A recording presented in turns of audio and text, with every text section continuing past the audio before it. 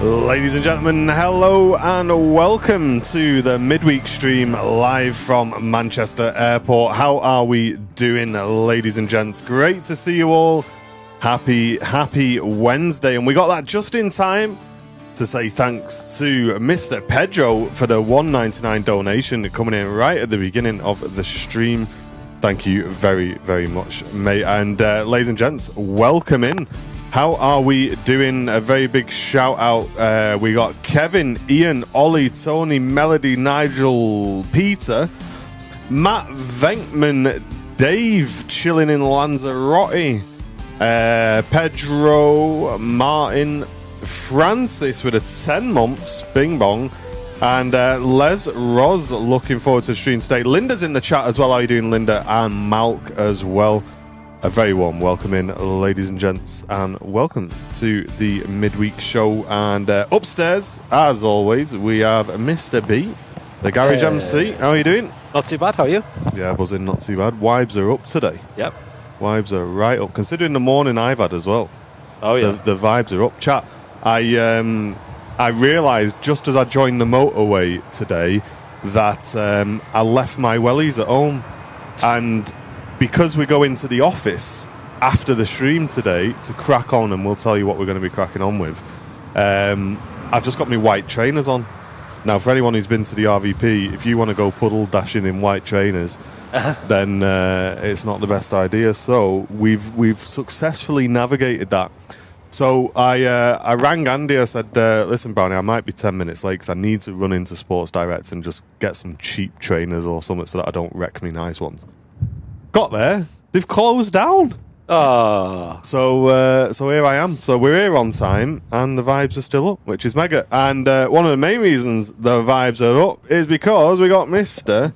Captain Mark with us this morning. How are you doing, mate? Oh, yeah, good. Good, isn't it? Yeah. Yesterday was good, wasn't it? Well, it was. We'll get on to that. Well, thank Brian as well. Thank you very much, Brian, mate, for the gifted membership going to Sally Jane. We had a great day yesterday, didn't we? It was good fun.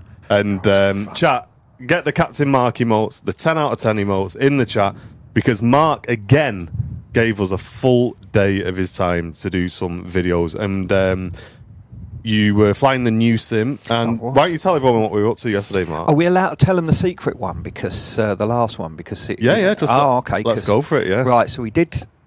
we've got the new series, haven't we? The Approach Academy. Yep. Telling you how to do interesting approaches. We did Corfu, we did the Circle to Land again, and there's a funny arrival where you're coming over the top of the airfield. It's really weird. So I gave you one of my little top tips with that one, how to put you in the right place. And then we did the RMP that you normally do. Yep. There's the magic plane. 100 people disappeared into thin air. And then we went somewhere a little bit special, didn't we? We did, because we were looking at a few options, but we were like, right, we've got time to do one more approach, because we're going to release these as like a kind of like a tutorial series. If you're looking on how to fly these approaches, and maybe you want to look at how they're done in the real world and stuff like that, then that's what this series is designed to do. So we did Corfu, and each video is going to be dedicated to an airport, isn't it? So we did Corfu, and then we were looking at a few which are still on the list for future videos. Yeah. But I thought, you know what? We want to get the series out with a bang, don't we? We want to really like give the series a kickstart. What is one of the most wonky airports that we can go to show you guys how to fly in? And the one we went with is Kathmandu. Or as I call it, Catman don't bother. Was the other way we called it. Catman don't bother. Because it's surrounded, isn't it, by mountains. Yeah, it's an interesting one. I've never done it before in a sim. I've never even looked at it.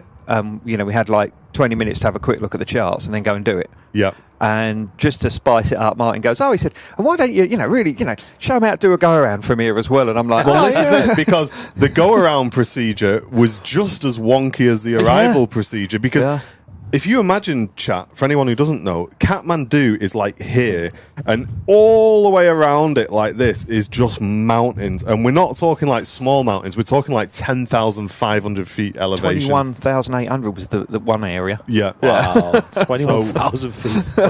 It's there's a few areas where you think, you know what, that might be a bit risky. Yeah. So there you go, chat. So Kathmandu is, you know what? It's probably going to be the first video. Oh, it's going to be the first one in the series, and then we got Corfu to come out. So, it's going to be good fun. But it's yet another series that we're doing on the sim videos, and we're really enjoying our time in the sim. It's I think it's going to be good for the channel. I think it's epic, Eric. It's really good. Eric, it's really good. Yeah, I mean the thing is as well is that I've never looked at this before, and we had like a quick sort of let's have a look and just go and do it. Oh yeah, why don't you do it? Go around. Okay, and because it's the channel. Normally, an approach like that, you'd leave the autopilot until the last minute. But no, I had to take the autopilot out and fly it, around a big loop and come in and land. And there was all those things to consider, how to configure the aircraft, and it was good. It was interesting for me because I was learning just like everyone else. Especially on the Kathmandu one, because obviously that's not anywhere that you fly normally, is it? No, I mean I've done some weird and wacky places over the years, but that's. I mean, if you think round here, the minimum safe altitude around Manchester is 3,500 feet. Yeah, and it's to do with sort of over the back there. There's some hills with a big mast on it, and there, you're anywhere from I think the lowest we saw was 10,800, and the highest was 21,800. Really? And I was sitting there like, yeah, mate. Squeaky one time if you mess up the approach. The thing is, all these approaches are drawn. As long as you're on the approach, as long as you're on the lines, you're safe because it's all plotted out. It's when you start wandering off them and flying towards mountains, it gets a bit Pete Tong. But we didn't do any of that, did we? No, we did a good job yesterday. So that was good. Yeah, plenty of videos coming, chat. We've got another 2 days booked in with you over the next month. Yep. So yeah, we're putting some graft in to get plenty of videos out on the channel for you guys, and also we've to be honest, it's just kind of like a drive in general, isn't it, Andy, to just create more YouTube content. So I know next week we've got a plan for another vlog as well, haven't we? So we have, yes. It's all kind of cooking. Yeah, YouTube's doing really well at the moment. It's really, really interesting to see all you guys watching these videos. Really good. Yeah, it's great because I think previously in the last year we've tried to take on too much, and it's just resulted in so much admin that the actual thing we essentially quit our jobs to do has kind of not been the bottom of the pack, but it's definitely been pushed back, hasn't it? In terms of just getting out, making videos, or going in the sim and making videos, because that's just what we enjoy doing. And when we had our kind of, we always have a bit of a, when we come back in January, we always go, right, what do we want to do this year? Like, what do we want to focus on? And both of us were kind of like, yeah, we want to just make more videos. Let's just do what we enjoy and just make as many videos as we can. So that's the plan. Keeps you busy. You could fit more days in with me. The problem is Andy's got a backlog of videos because he's got to work quite hard to edit my videos because this performing monkey is, he keeps... Mate, you should see how many takes I had to do on the reviews. Never mind. You're not... Trust me, you're not the problem that Andy's got in this little triplet we got going on. I was Martin saying, well, can you say this, and this? And then I just sit there and just goes, poof, goldfish. And I'm like, Men in Black, flash, what the F just happened there? What am I supposed to say? Poor old Andy's there with a pair of scissors cutting away. I'm like, sorry, mate. ATR just vacated from the Isle of Man. Out to Shanghai, of course. There's Junyao Dreamliner in the Petals livery today. Tell you what took a long time to edit. That sim build video, the first one. Oh, yeah. Because there was like 20-odd days of footage, and a lot of them were just like 6-7 hours of footage. Yeah, it was pretty wild. Yeah, it's like hard to not only find the interesting bits, but then like create a good edit out of that as well. But yeah, it was really fun though. I actually really enjoyed editing that, to be fair. You got a few days off, Mark, is what's Chris asking? No, I'm on call today, this afternoon, after the stream. See if they need me, and then I've got 4 flights to do tomorrow, which I'm not looking forward to at all. 4 flights. Ace Airstream, sorry to interrupt you. we were talking about this yesterday. How does that work with things like the Phoenix Airbus Ace Airstream? Because we were saying we'd love to have a feature where it can just put us on approaches. But the problem was that I didn't know how they'd work with pay-where aircraft and whether the aircraft were just getting a mess and all sorts. So yeah, because there's lots to configure, isn't it? Like, and it varies from airports, doesn't it? So I wouldn't know how to configure a plane for certain airports, for example. We don't have. We are running a few tests today, chat. Just on. I'm not going to bore you with it all, but it's basically some codec stuff that we're testing. So there is no Twitch feed today, I'm afraid. It will be back for Sunday though, so don't stress out too much. If you, let me try and put a message in the Twitch chat just in case anybody's actually watching it. To come over to the YouTube because. Unfortunately, Twitch is still in the dark ages and just we can't go live there today. It's wild, Twitch. 2026, there's so many codecs, so many resolutions, bit rates that they don't allow. I don't understand. Like, I'd get it if it was like, it wasn't strictly a live streaming platform, but it's a platform dedicated to simply live streaming. Like, it's their bread and butter. Yeah, exactly. Wild. But we love Twitch, you know. Me and Martin have been streaming on Twitch for donkeys now. We watch Twitch, you know. I remember when it was Justin TV many moons ago. That's how long I've been a Twitch viewer. Classic. I know, so yeah, it's changed a lot. Hey up, Matt. How you doing, mate? Good to see you, dude. Carol, and good to see you. Good morning. James is asking, what's my least favourite airports? My least favourite, one of them's funny enough, Corfu. The other one's Isle of Man and Jersey. They're very pretty, but they're short runways. I don't like short runways. One of my favourites, I like the 1-9 approach into Dalaman. I think we're going to be doing that in the sim because it's an RMP and you come in through the hills. It's quite interesting. If the scenery's loaded, it's going to look fantastic. I like Manchester. It's a good airport. Belfast's a good one. It's Belfast Aldergrove. It all works. You know, it's nice long runway. I like Newcastle because it's home, although the runway needs being a bit longer. But yeah, I'm getting older and more grumpy. I'm getting more and more to my hate list. Are we all? Yeah.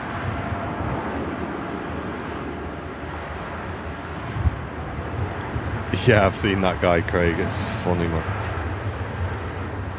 It does work with the Phoenix. You just need the premium edition. Okay. All right. Well, we'll premium edition. We'll take a look at that.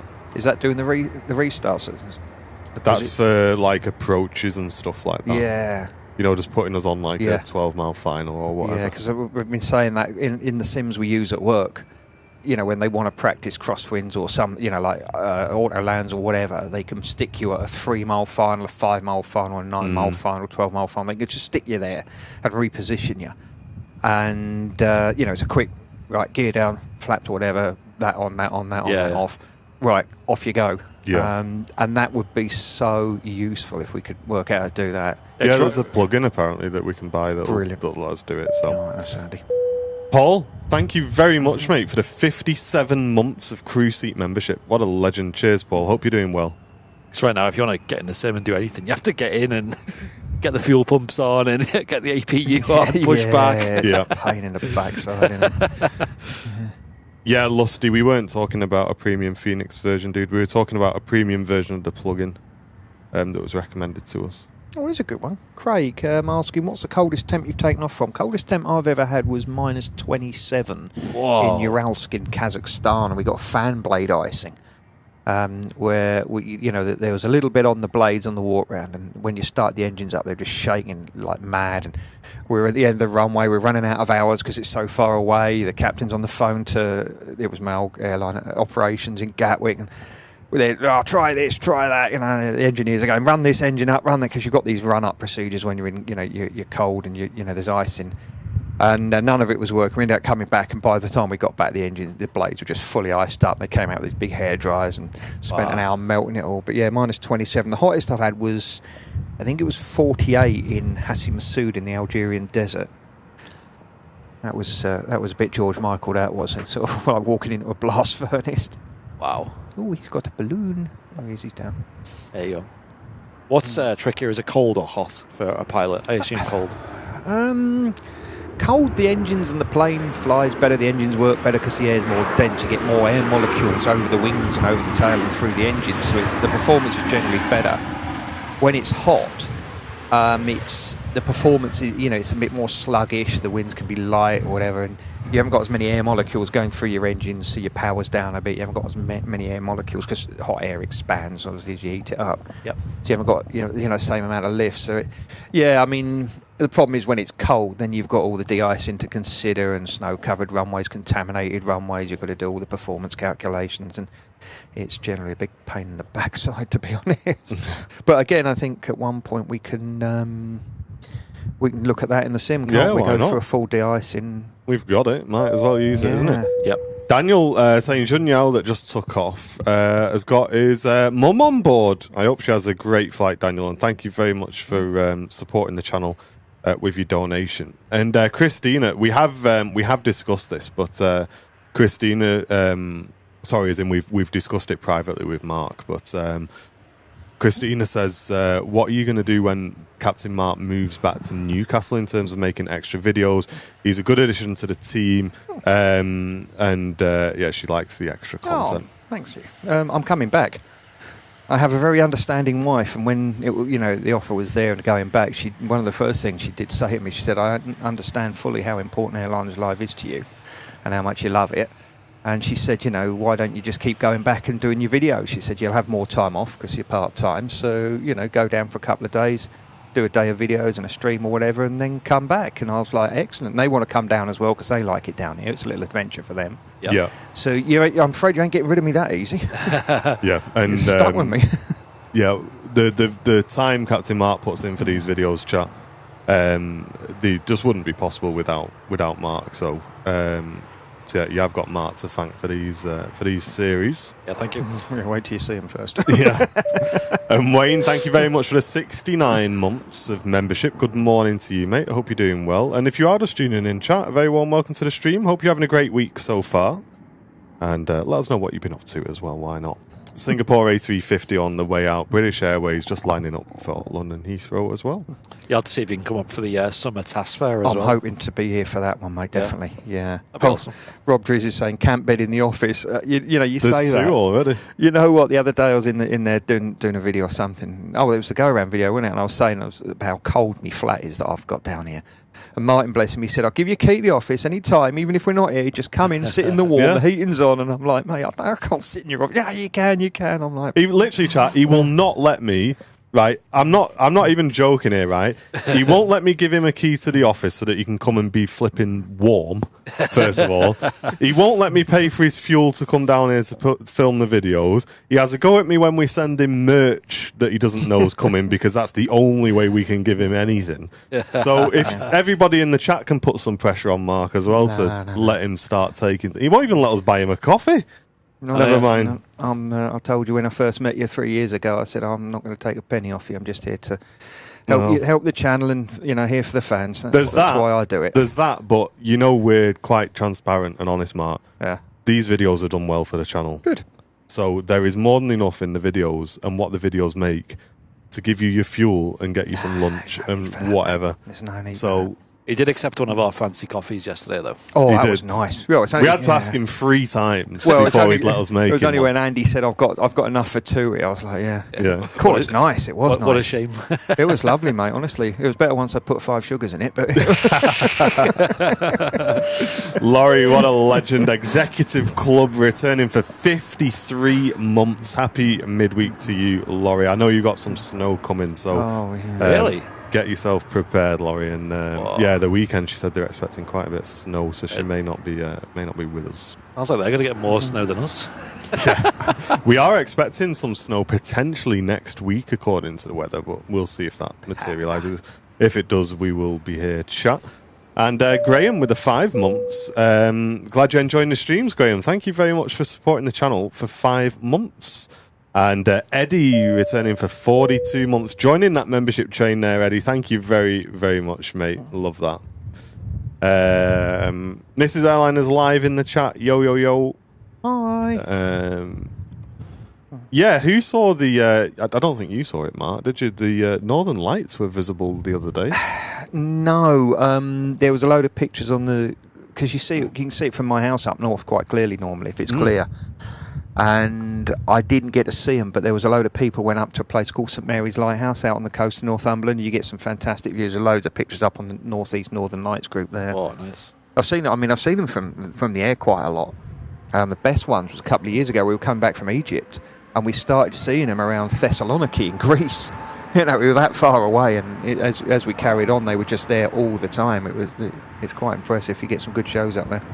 Yeah, me and Jen, I think it was last year, saw them for the first time ever that we've seen them. But I think if they happen again on that sort of scale, I'd probably make an effort to try and find some high ground and get away from that light pollution and actually get some mega pictures. Yeah, I took my camera out and started doing long exposures and stuff like that, and time lapses, and the pictures you can get out of this world. It's amazing, aren't they? Yeah, yeah, they're very, very good.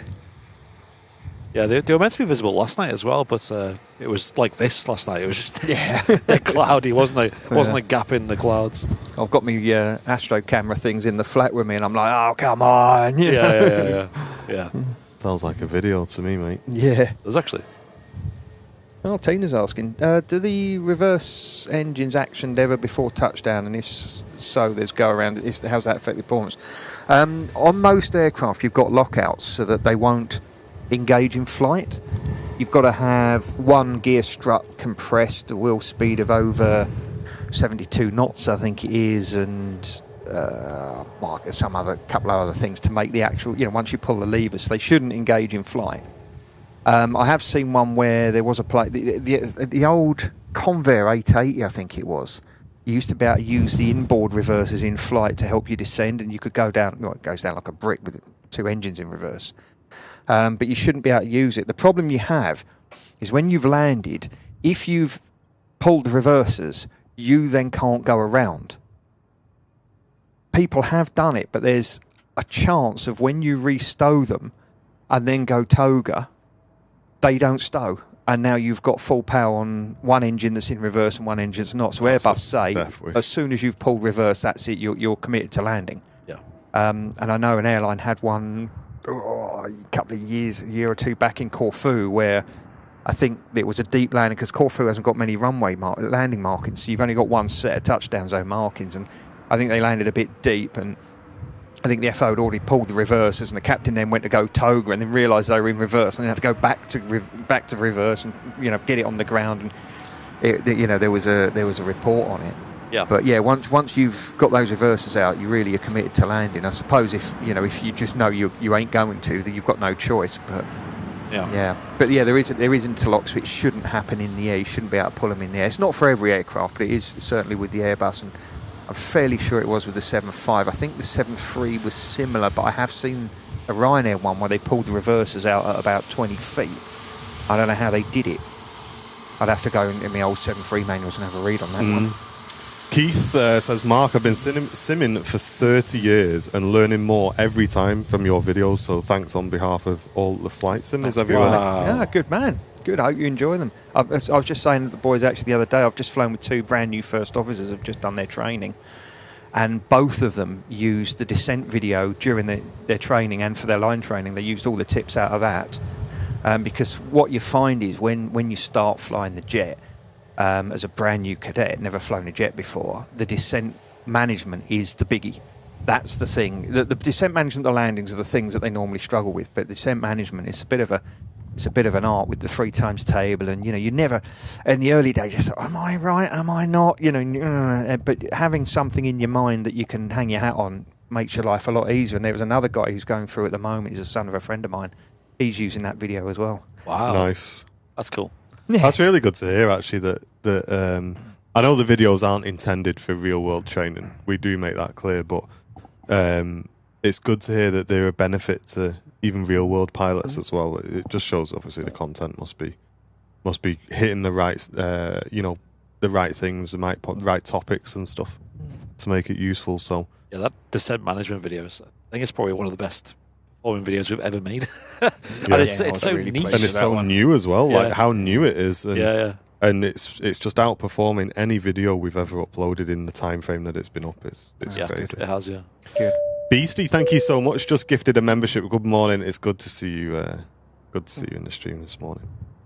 It was quite good on that one as well. In the comments, there's quite a few guys saying, "Oh, I've flown Airbuses or I'm new on the Airbus, or I'm flying Boeings, and I didn't know that trick." It was the one that guy Tony Layfield told me about. For every 10 knots fast, get 300 feet low to get back on profile. Yeah. And actually, one of his kids was in it. Actually mentioned it was in the comments saying, I've told me dad that you mentioned him. I said, oh, credit where credit's due. He's a great lad. I love Tony. He was a good lad to fly with. He was very funny. He actually did my interview for Australia, him and John Mahon. Apparently, Helimed's heading in our direction. Oh, okay. Just a heads up from the chat there. It's coming from the north, so it'll be transiting from north to south. We'll keep an eye out. Welcome in, everybody. And just a quick reminder, folks, we are running some tests today in the background. You guys probably won't notice anything different. However, there is... Helimed's been stood down. It's now going back to Barton, says Andy. Thanks for the great info, Andy. I really appreciate it. Nice one. You guys probably won't notice anything in the background. However, unfortunately, there is no Twitch stream today. So if you're on YouTube and you're wondering where the Twitch stream is, unfortunately, there isn't one today. Should be back in time for Sunday. Simon's asking, was I ever an instructor? Yeah, I was on light aircraft for 3.5 years at the Pilot Centre in Denham. I loved it. I still hear from quite a lot of my old students as well. So it was that's a great job. It doesn't pay very well, but it's great fun. That's another series we're potentially looking at later in the year as well. It's the VFR sort of training series. We were very fortunate to have been sent an incredible yoke from Moser, and it's force feedback as well, so you can really feel the aircraft and everything like that. And we've got some ideas. Yes. Let's just leave it at that. All right. I'll have to get my old instructor's notes out of the shit. There's some cooking going on. But that's going to be much later in the year, I don't think. Yeah. We'll wait for the good weather IRL, I think. Microsoft Flight Sim's so good for VFR. Like, just the detail of the world. You can go and explore. You got the weather as well. Yeah. Mega. Going to have to get my whiz wheel out and remember how to use that. Exactly. I remember on the 152, you do exercise 4.1, the effects of controls and further effects of controls. So, you put in roll and the further effect is yaw, and you put in yaw and the further effect is roll. And I had the further effect of door instead of the further effect of yaw, and I used to open the door, and you could steer it on the doors and the trim wheel. You wouldn't have to touch the controls. You could just open the door a bit, and you could steer the plane just on doors. It was a fantastic aircraft. Did you ever do? Because there's a couple of clips I've seen online of like aircraft training where I think they put it in a stall and it spins out of control, and they have to recover it. Is that a thing? We had to do stall recovery and incipient spin, but back then you didn't have to do spin training. I had to do it for the instructor's rating.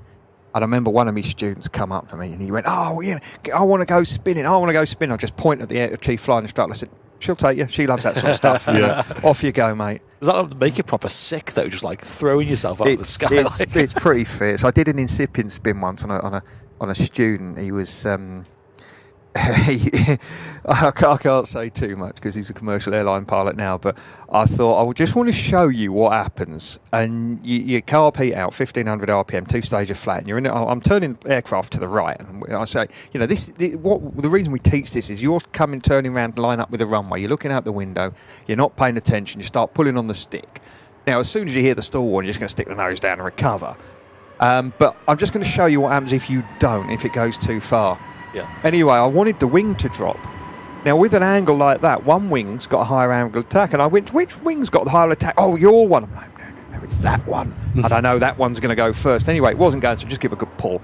And the thing just went wallop and just went into a sort of an incipient spin. His wing dropped, and he let out this noise that I can only akin to a pig being castrated. And stuffed the nose, then got the rudder in, and I'm not surprised. Yeah, it was. Because in the video I've seen, when it's spinning, the guy's like, take your hand off the controls, and just give it a kick of rudder. Yeah. Wow. And it just stabilizes out. But the guy's like letting it spin, and then the guy goes, "Yeah, this is kind of scaring me now." Like, and the guy's like, "Okay, take your hands off the controls, give it a kick on the rudder, and bosh." It was initially called Drake's Dive because when the earlier days of aviation, people getting into this spin.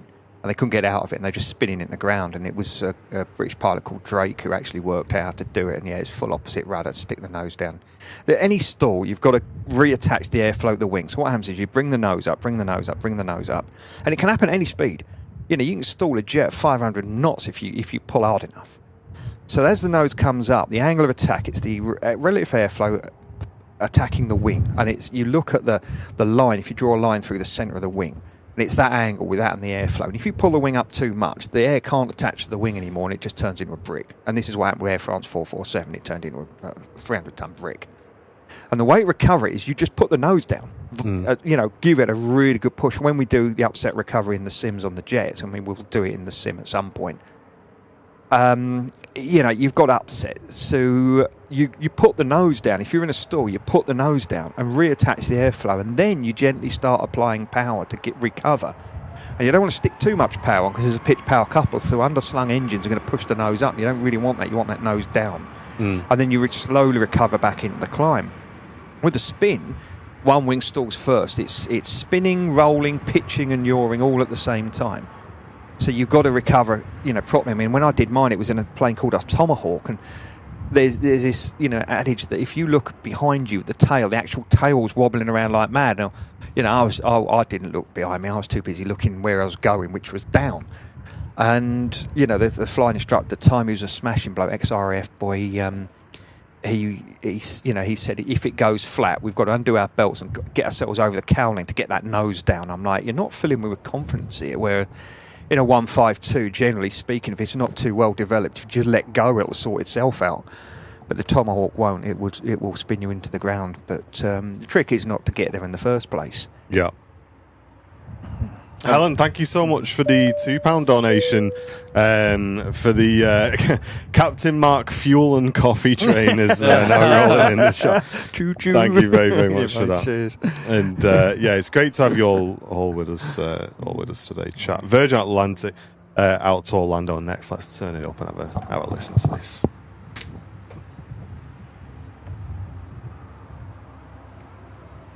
And now it's awkwardly going to hold position for about 5 minutes. Liverpool traffic. We have a Learjet on approach as well. Not often you see that at Manchester. Wow. Nice. We're in from Belfast. It's international.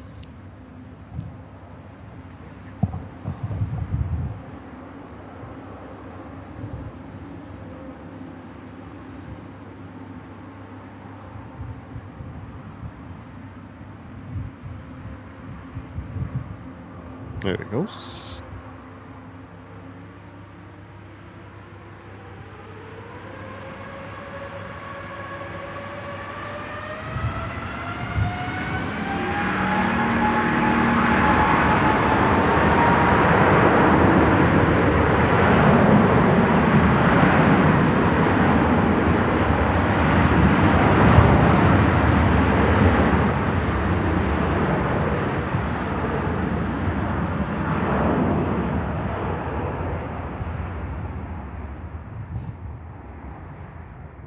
That was worth waiting for, wasn't it? Oh, very nice. Little buzzsaw noise as the I love that. The blades go transonic, apparently. That's the one. Yeah. Oh, Hacker's asking about the centre gear on the 7.4 and the 380 pivoting, 22 degrees. I haven't got a clue. I don't know. I've just had a quick look on Google. I can't really find anything on it.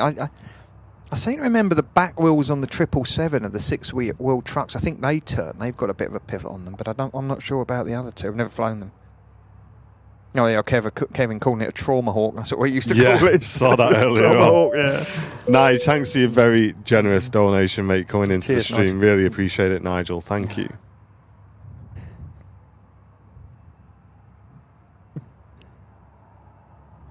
Ryanair next to depart on runway 23 left. Out to Rovaniemi. I wonder when they're going to relax. I kind of thought that was like a lot more of like a Christmas kind of thing, Rovaniemi. Yeah. You'd think it maybe would have tailed off by now, but Yeah, I think I saw Jet 2 going up there a couple of days ago. But Yeah. it's, Might be a bit cheaper this time of year. yeah. potentially, yeah. Wait a couple of weeks. Poor old Santa. I mean, he's worked his plums off over Christmas, and now he's still got to work. So you'd think they'd give him a bit of time off. Hayden, thank you very much for the £2 donation coming into the stream. Really appreciate it, Hayden. Glad you're enjoying the shows as well. And Lee, thank you very much for the £2 donation as well. Getting on board the love train, says Lee. Can I have an invite? Anthony's asking, I'll give him the live commentary, what's been done and checked as the planes prepare for takeoff live. I'll tell you what we are going to do in the sim. We are going to do a series for guys who are just starting out flight sim, and we're going to show you how to set the aircraft up from scratch and all the way to takeoff, to a flight, to landing, everything that needs to be done. And we'll be talking about procedures and the way that Airbus want you to do it. What's normally happening is, as you push back, you start your engines, you taxi out, and you do your flight control checks. There's a little scan that pilot monitor has to do, put a few switches on, brakes and transponder and not transponder, sorry, the weather radar, a couple other bits and bobs, and then you run a taxi checklist, make sure everything's done.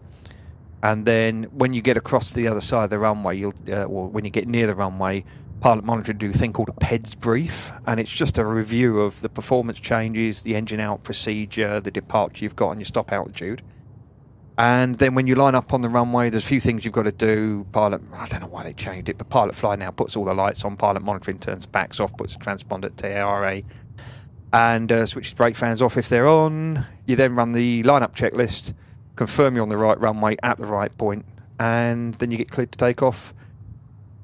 You bring the thrust levers up, bearing in mind that on an Airbus they're thrust levers, not throttles. Throttles is a Boeing thing, even though they've got auto thrust for some reason. On a Boeing, you'd stand them up to, on the 737 and the 757 you go to 40%. On the Airbus, you go to 50%. You let the engine stabilise. When they're stable, you can then, on the Airbus, bring them up to either the toga gate or the flex gate to take off.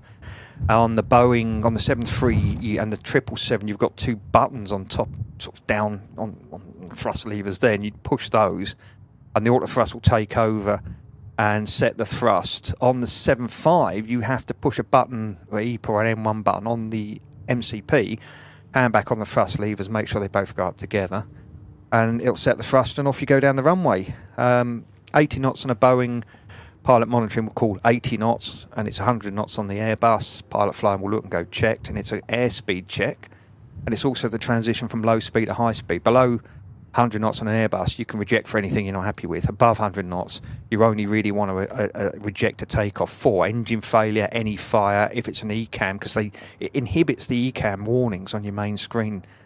You have a fuel pump failure, who gives them monkeys? Don't care, you've got another one, and it's not a big deal, it's gravity feed.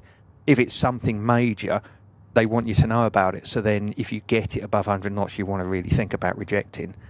And then you come up to your V1 speed. Pilot monitor call V1. That is your stop go point. Below V1, you've got enough runway to stop. After V1, you are committed to flight.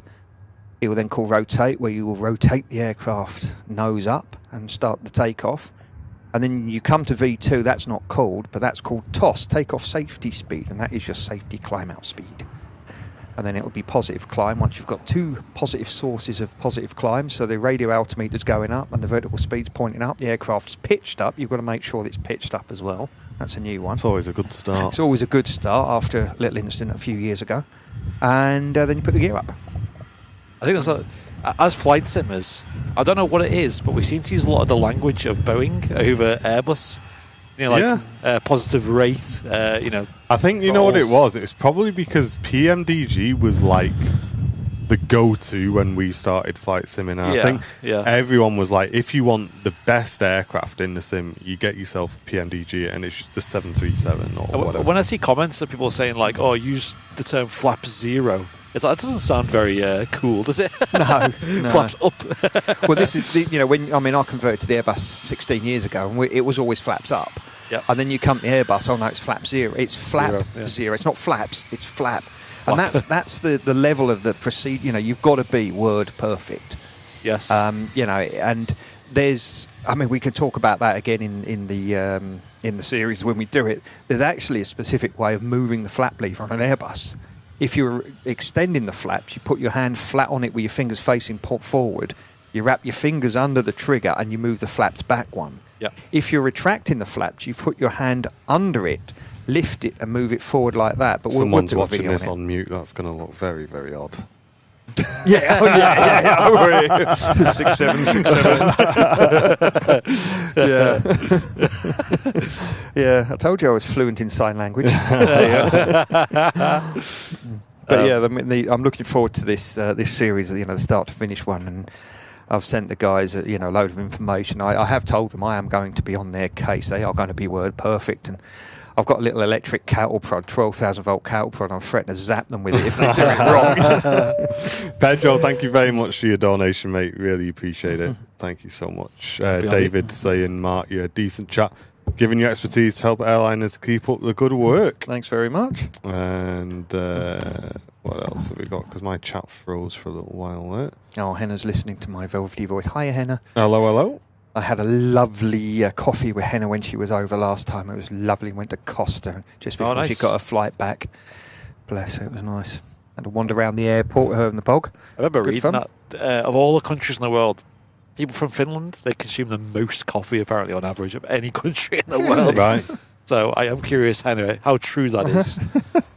Adi, thank you very much for your donation, mate. 27 months of membership. What's up, man? Saying good morning, lads. Good show as always. And nice to see Captain Mark back in the hot seat. Hello.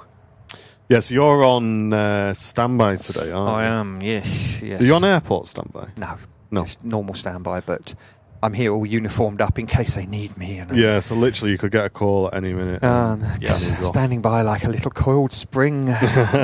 I'm hoping I don't, because this wind is picking up and I don't want to go up in that. And if you're on standby, how often do you get called up, would you say? Is it like most of the time? Or is it rare? Yeah. Is it, yeah? Yeah, I mean, I did 3 years where I never survived one.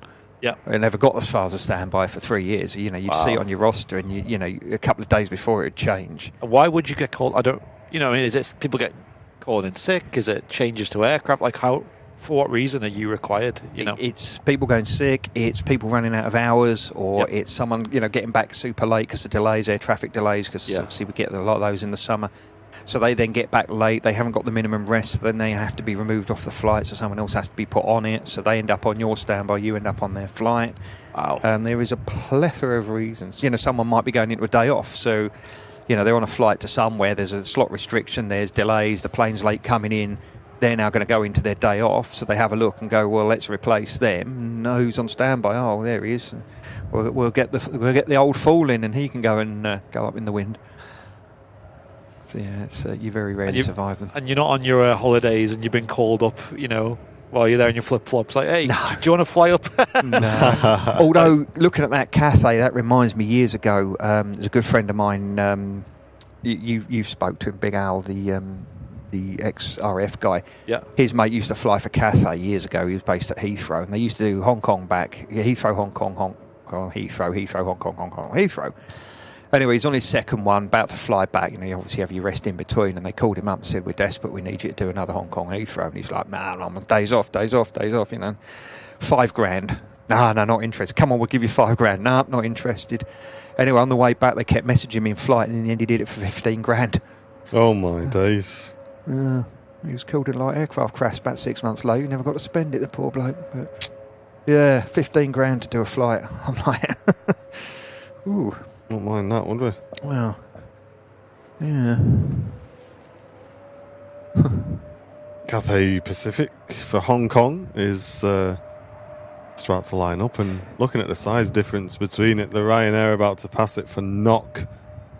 You'll get a bit of a sense of scale at this point. Yeah, when you're in these narrow bodies and you taxi past some of the wide bodies, you feel like going past a cruise ship sometimes, don't you? Little tugboat in a cruise ship. Especially with the A380 or 747s. It's funny, when you had that Cathay Retro in the other day when you did, the vids of it and the pics. I remember seeing that colour scheme on 747-400s at Heathrow years ago. I've got photos of them somewhere in my house. Wow. I took myself. Yeah. The good old days. That's a proper smart livery, that, I think. It looked good on the 400, yeah. It looked really nice. Yeah. Decked Voice, good to see you. And Linda, thank you so much for the £5 Ko-fi donation. joining the support train there as well. Thank you very much. Oh, thanks. Ryanair, that's quite an interesting question because that came up in the video yesterday. Yes. As That's we were a cool doing name, that is. the Kathmandu video we were doing, and yeah, you do need to take into account elevation in terms of engine performance and stuff like that. Yeah. And when aircraft manufacturers test the aircraft, you can see videos on YouTube. They do what's called hot and high. So they go to a high altitude airport, especially preferably one that's quite hot as well, just to see how badly it affects the performance. I mean, Madrid's 2,000 above sea level. You don't really notice it, maybe a little bit, but yeah, where Kathmandu is, it's 4,500 feet up. You definitely. It's going to make a difference. I can't. What's Denver? It's mile high, isn't it? So what's that? About 6,000 feet above sea level, something like that. 5,500. So yeah, it does, because the air's thinner. The higher you go, there's less air molecules going through the engines. You get less power. There's less air molecules going over the wind and the tail, so you get less lift. So yeah, it's all. But the performance calculations take it all into account. Lee saying, my son worked for Blue Island, which went bust, and now he works for Loganair. Okay, cool. So his hard work's paid off. Yeah, I think Loganair picked up a lot of the slack from both Blue Island and Flybe, to be honest. So no, that's really good to hear that he carried on flying. And yeah, I think Loganair is a great place to be. They reported a profit last year, which I think was a big thing for them as well. Christine, thank you very much for the 5 gifted memberships as well. Very, very much appreciate that.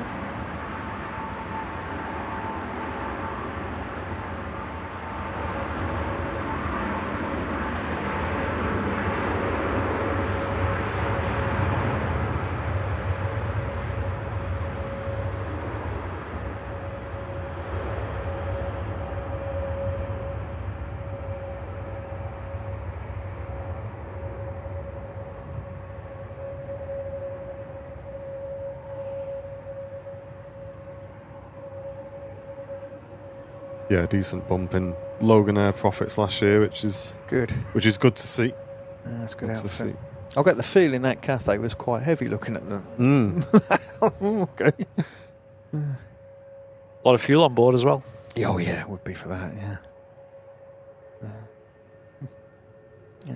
Swiss out to Zurich. Oh, poor old Tony's dealing with a water leak. It was good to meet you, Tony. We had a big meet up just before December. There's loads of people. I couldn't believe the amount that some people. I mean, Vicky came up from Devon, and Paula came up from Wendover, and Cliff came from Australia, and Henry came from Finland. I'm like, oh, you win, mate. Yeah.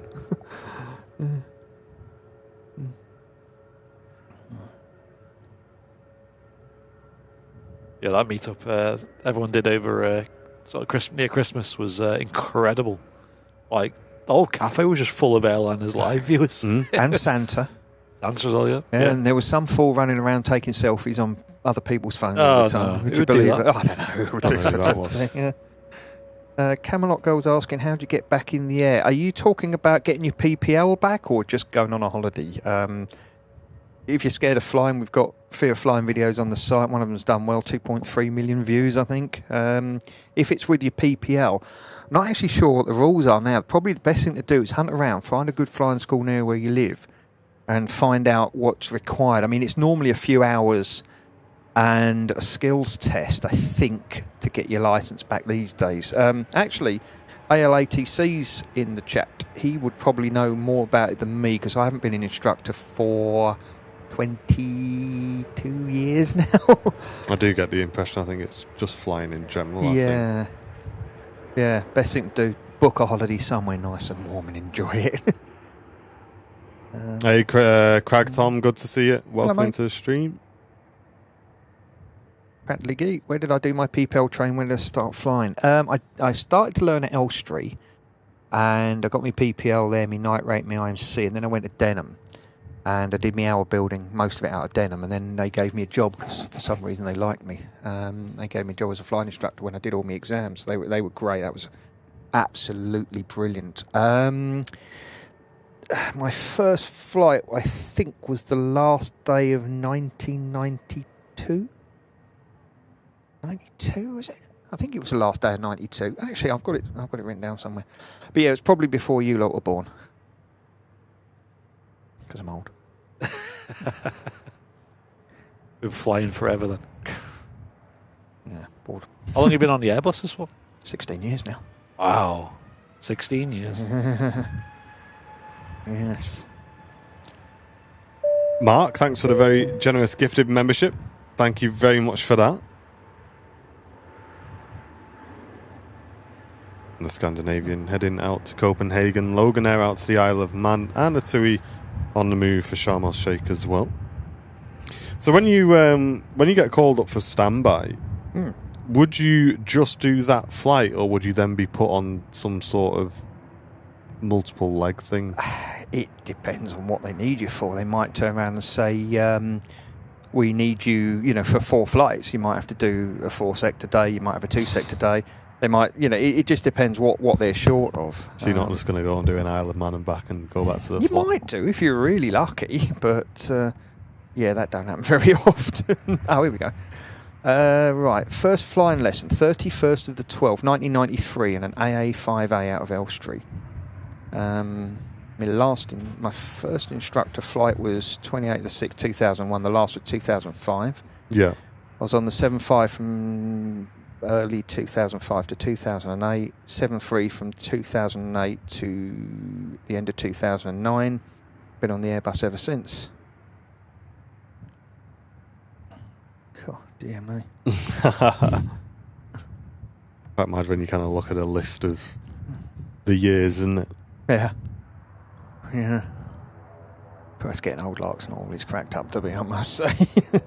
It's mad like to think about like 4-sector days as well, because that's some decent time. That You used to do 6. It's not just people think, oh yeah, you just got, I don't know, an hour and a half there, hour and a half back, but it's not. You got all the time to offload, load, prepare the aircraft, taxi time, all that stuff. Like that's a long day. That Used to do 5 and 6 sector days out in Newcastle years ago. I mean, the problem is as well when you get 4 sectors, sometimes you think, it's like a Belfast and back and an Isle of Man and back. It's not. It's like a Belfast, Barcelona, or the worst one I think I did was a Hamburg, Venice. And we'd exceeded our duty hours. By the time I turned up at the airport, we were already out of hours. I phoned them up, and magically it changed, and then we ended up 90 minutes, over our duty time, which obviously you don't get any extra money for anything. But yeah, some of these 4 sectors they put in there, and especially with Terminal 2 and all the carnage that's going on up there at the moment, the delays and everything, it's just not going to work. no. And it looks like we're on single runway ops, which is great. So let's get that overlay updated. There we go. Brenton's asking, what's a plane you haven't flown that you like to? Well, one of them's in that hangar behind me, the big white one. I'd like to have a go in Concorde, and I'd like to have had a go on a jumbo, and I'd like to have a go in the 350 and 380 sim to look at all the extra toys. Because I was looking at that the other night. That you look at the 320 flight deck, it's pretty much unchanged from when it came out 30 odd years ago. It's got a few add-on bits. They've upgraded stuff. The screen's a bit bigger and better, and a few other bits and bobs. But it's really unchanged. And one thing I really think it needs is a thing called brake to vacate, which the 380's got and the 350's got. So you put in your box which runway turn off you want to come off at, and it'll apply the braking to get you off there. Now, when they first had it didn't work very well, but now it does. Apparently. Yeah, it's a nice feature, that. Yeah. And it's simulated well in the sim as well. In MSFS. Probably one of my favourite things about those is the auto brake off call as well. I hate it. I love it. I love the sound. I love the sound of it. Drives up the wall every day. I don't know why it just sounds like I don't know what it is about the audio from it. I just think, wow, that's vibey. That. Auto brake off. Yeah, I'm like, mate, I'd have that as my ringtone. Well, it drives me up the wall. So what I do is there's the 32 knot trick. You land, you let the auto brake slow you, and as long as you're below 32 knots, when you squeeze the pedals to disconnect the auto brake, it doesn't shout at you. So as long as you're below 32 knots, there's a little tech tip for you. 32 knots, and it doesn't shout at you. I like it. But when you look at the 7.3 and the 7.5, they had 1, 2, 3, 4 auto brake settings plus one for RTO, whereas the 320's got max for RTO and it's got low and high. And you got the 2, and that's it. Whereas, more brake to vacate's the way forward, obviously. David saying, when you're on standby, well, there's two types of standby, David. He says, do you always have to wait at the airport, and does it affect your schedule for the day after? It depends if you get called or not. There's two types. I'm on what's called a home standby. So I could be sitting in my flat with my feet up, and you've got to be at the airport in an hour and a half. The other one they use, there's actually three. There's airport standby and airport duty. But the ARSA regs say that if you're on airport standby, you have to have a proper room with an ability to control light, and it's got to be a quiet room, and you've got to be able to control temperature. So most airports haven't got that. So they put you on what's called airport duty. It's effectively the same sort of thing, but it just affects your flight times a little bit. And if they call you, it might affect tomorrow. I mean, I'm in at, I think it's 2:00 tomorrow. So I'd have to get back pretty late for it to knock tomorrow out. But say I was in tomorrow, let's say 10 o'clock in the morning, and they use me for a flight and I get back at 11:30, well, that's tomorrow's out the window. They've got to change me onto something else and get someone else in to do it because I'm out of hours to do it. Yeah.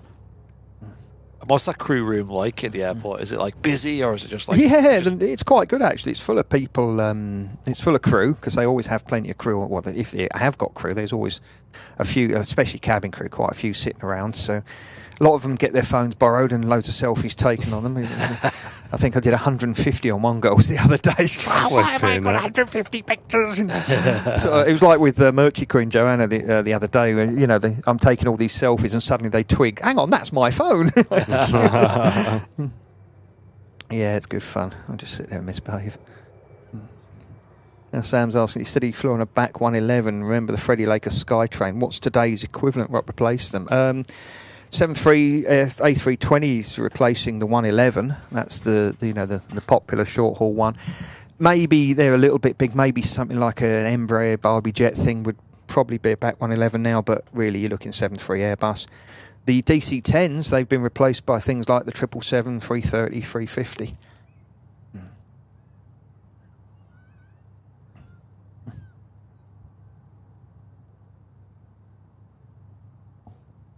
Something quite classy about those. Yeah, a mate of mine used to. A couple of my mates used to fly them.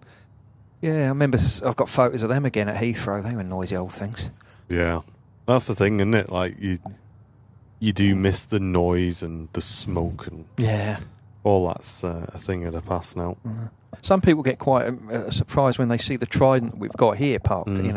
That the actual nose wheel isn't in the middle of the plane; it's off to one side. Off to the side, isn't it? Yeah, I think that makes taxiing interesting. I was going to say, I'm sure taxiing wise that can throw you off a little bit.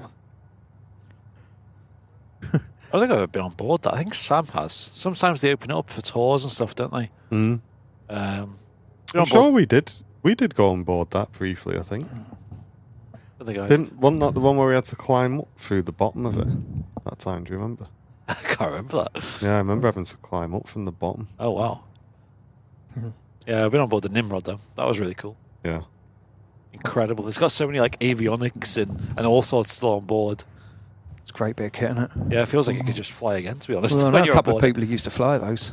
Wow. I remember when I first came to Manchester years ago, the kids were obviously a lot younger. They came down for a weekend. We went to Woodford, and I'd already been it when I first came. I did the Woodford tour because it was next to where we used to have the sim build. And I definitely want to have a look. And they do these cockpit tours, and this lad, he put me in the VC-10 one. This lad, I mean, he was about 18.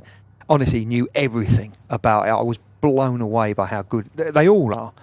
Anyway, I got the kids, and they were all knackered anyway. They'd been driven down, and we'd had a busy few days. And come on, let's do all the cockpit tours. And by the end, we did all four. By the end, we got the Lancaster. The little one's just sort of half asleep, but she loved the Nimrod because you got to sit in the the controller's seat in the back and play on the keyboard. And it's just so good. Mad how noisy it is inside that Nimrod as well. Even just with all the avionics and the equipment on and stuff like that, just so loud.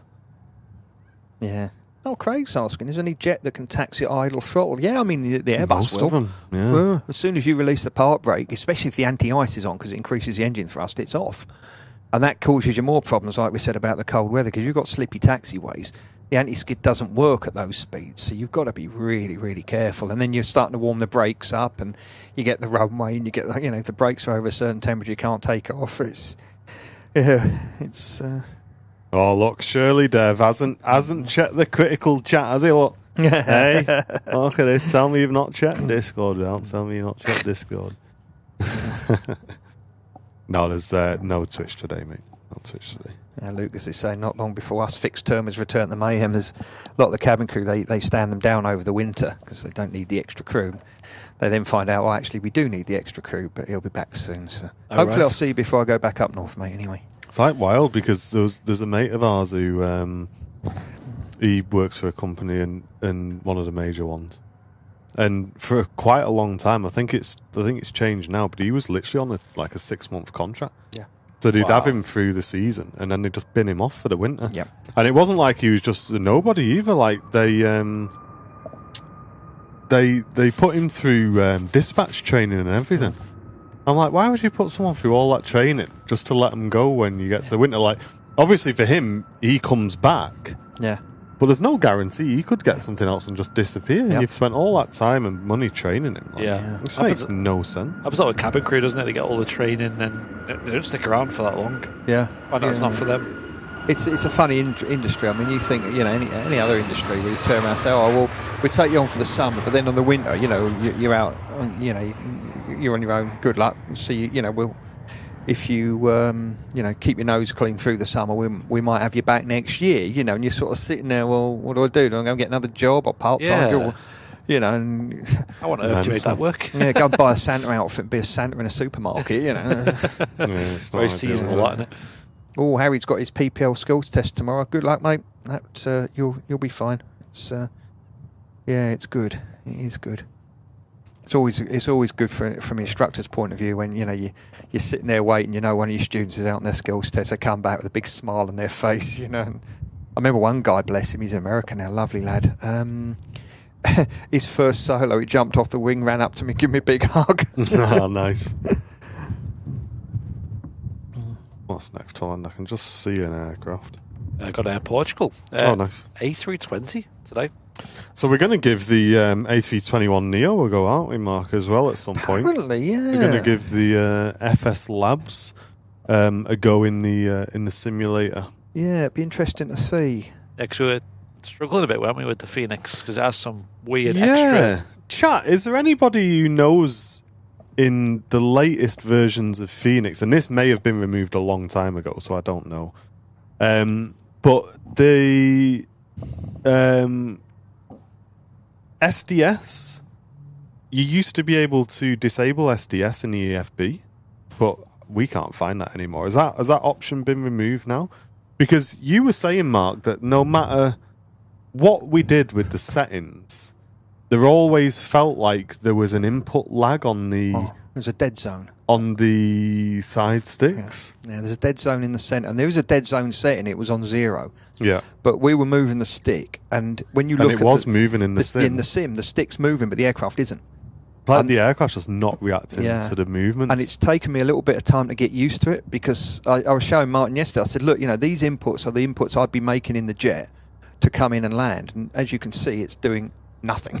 So it's taken me a little bit of time to get used to going, hang on a minute, I've got to put a bit more in. I mean, some of the inputs I was putting in yesterday would be, if I was coming in a fairly strong wind, you wouldn't be moving the stick that much. It's, we used to call them stick twitchers because it's a little movement here, there and everywhere. And we turned the sensitivity up and that didn't really make any difference. It just made it when it did get to the point where it actually does something a little bit too sensitive. So exactly, yeah. We did tweak it a little bit, but I just sort of got used to it.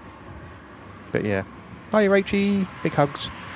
Yeah, it was interesting. It was a learning curve to say the least. It would be interesting to see how another payware A320 fettles, especially with like I said, the FS Labs 21. Yeah, I mean, we got used to it, didn't we? We still managed to get in at Kathmandu, so that was all right. Yes. Nice to see the Airbus on the TAP Air Portugal today.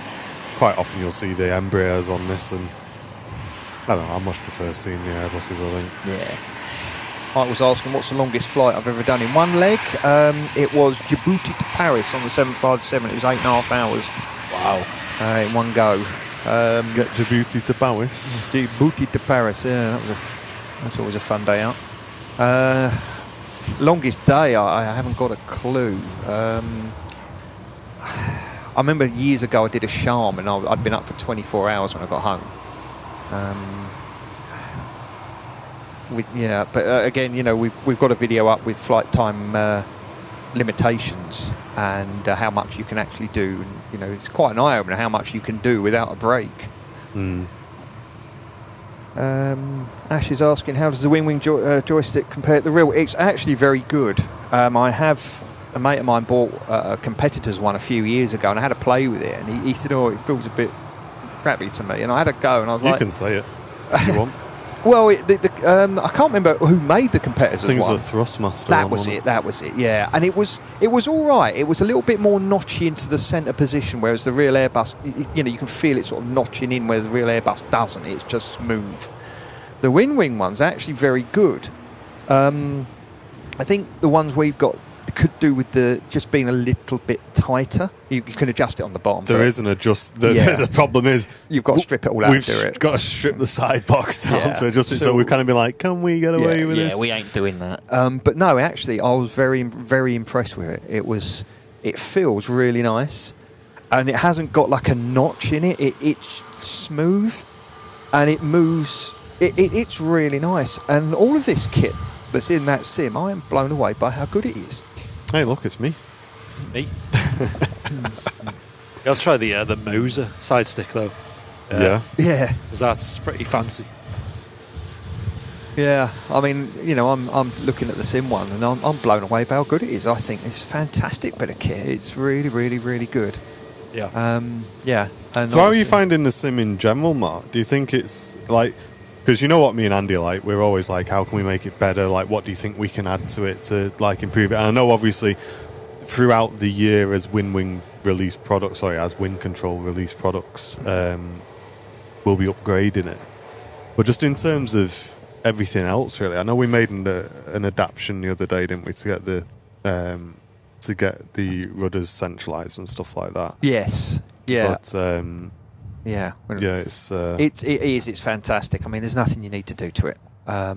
When the other bits come, it'll just make the experience that much more. I mean, you saw it yesterday. The immersion. The first time I got in that sim a couple of weeks ago, I went to put my seatbelts on. I'm just sitting there and you went for the lights a few times. Yeah, I went for the lights and the tiller and the tiller. Yeah, I was sitting in it yesterday, and again, you just forget yourself, and you just, muscle memory. You go to touch something, and we haven't got a tiller. I haven't got the lights on up there yet. But yeah, you just absorb into it. It's great. It's really, really good. And we've had a lot of comments, people saying that just having the one screen is like a bit of a letdown and stuff. It's not. It's fine for us, isn't it? Yeah, for what we're using it for, it's more than adequate. And, when we get onto failure stuff as well, the only time the first officer's side's going to be flying it is when you're going to be dealing with a failure in the air, and you're going to be flying on the instruments anyway, so you don't need to be looking out the window. All right, you could spend tens of thousands of pounds putting a big wraparound screen on and have all the added problems of trying to get it to display correctly, where what you've got there is actually brilliant. I mean, I look out that window and I see exactly what I see out of the normal Airbus. And the only time that it didn't,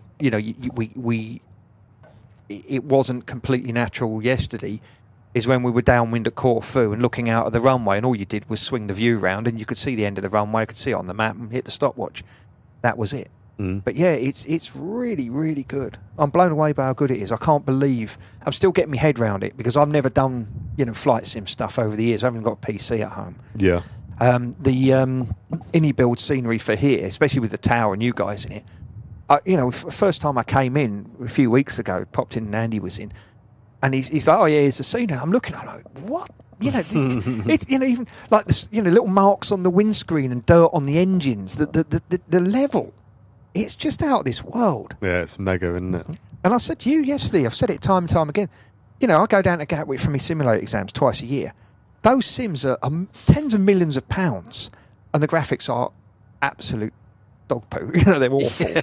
Yes. You've got this block person sort of waddles off and holds a pin up and waddles off, and the tug suddenly sort of starts to disappear and then just disappears off. And you're like, what the? It's just really bad. But then again, for what you're doing there, you're training failures and managing problems, you don't generally aren't looking out the window that much, and it doesn't really matter. But for this, it's out of this world. Pia, thank you very much for gifting a membership, Pia. Thank you so much for that, putting us on 9 gifted memberships so far on today's show. If you are enjoying the stream and you'd like to support the channel, that helps keep our shows online and free for everybody. And you can do that by gifting a membership. It also gives back to our awesome community members as well. Hit the dollar symbol, then click membership gifting. And thank you very much for the 47 months saying, yeah, boosh. Where's the time gone? I mean, last year, especially for me, just flew by. Yeah. Absolutely just disappeared. I mean, I feel like we've kind of slowed down a little bit this year in that regard, hopefully. Yeah. We'll see. We'll see how the year progresses. The last couple of years as well have been a lot of like testing for the channel. You know, we've tried different channels, different styles of videos, and we're finally at like a balance that we're really enjoying. That seems to be doing really well. So yeah, I think that's been a lot of what we've been doing lately. And now we feel like we're really homed in on exactly what we want on the channel. I think it's really nice to just have a bit more clarity, isn't it? Yes. On what we think is going to work, and you know what our audience would enjoy as well. I think like running a channel like this, especially, you know, we could just do live streams. It probably wouldn't get us very far. There's just so many elements of testing different things and seeing what avenues you can go down. Merch, of course, different YouTube content, different social medias, and so on. And everything's changing all the time as well. That's the other thing. That's it.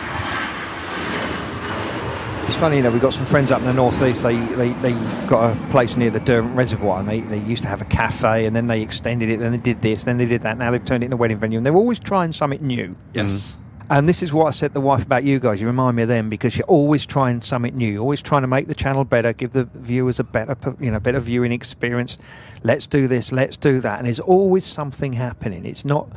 You know, it's easy when you've got a load of viewers just to sit there and go, oh, well, you know, we've got the viewers, we'll just sit here. But you're always still pushing to improve all the time. And it's impressive to see. Yeah, it's fun for us, I think, is the main thing with that in mind. Like, it's just always... I think me and Andy, we're very much like, we enjoy a project and we enjoy fault finding and trying to find the best in things, and like, oh, if we tweak this, like, what'll happen? Oh, well, now we're tweaking this, we got 5 other things that need to change, and all this other stuff. And it's just, I don't know, I just think for us, it's just, that's part and parcel of doing this. I think if we just did the same show every week without doing different things, or like I said last year, you know, it was good things that we were working on last year, but it took up a lot of time and added a lot of admin to our days, which kind of...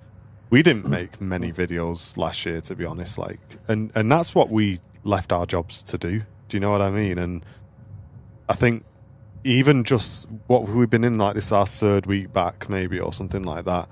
And I'm just buzzing to come to work every day again, because we got videos in the pipeline. We got ideas for the next few weeks on what videos we're working on, and we've got sponsorships coming through where people are like wanting us to look at products and stuff like that. And everything at the moment, obviously the live streams are doing well, our regular viewers are here and stuff. It all just seems to be in a good place. Yep. And that's quite a nice place to be in, you know. Yeah, it's good. It's nice to be a part of it. It's good fun. It's good fun. You've got more patience than I have. You know, this fault. I mean, if I've got something doesn't work, I hit it with a hammer. If it doesn't work, it's broken anyway. You know, the amount of time you spend sorting it. Asher's got a good one here. He's on his MPL. What's the chance of Manny, Base or Luton, and how long will Command take? I think your chances are pretty good, because they're quite short of FOs definitely at Manchester, and I think they are at Luton. I know they are short of cabin crew at Luton. Command, it's an hour's requirement. If you're at Manchester, you will hit those hours quite quickly. The FOs work quite hard here. Luton, you know, I mean... Oh, he had a bit of a wobble there. Yeah, I think he just flared a little bit early and then had to kind of just correct that after. Command, you're looking probably 5 years maybe. It depends on how quick you get the hours. I mean, there's a lad I fly with here. When he joined, his mates all went to Gatwick. He came here.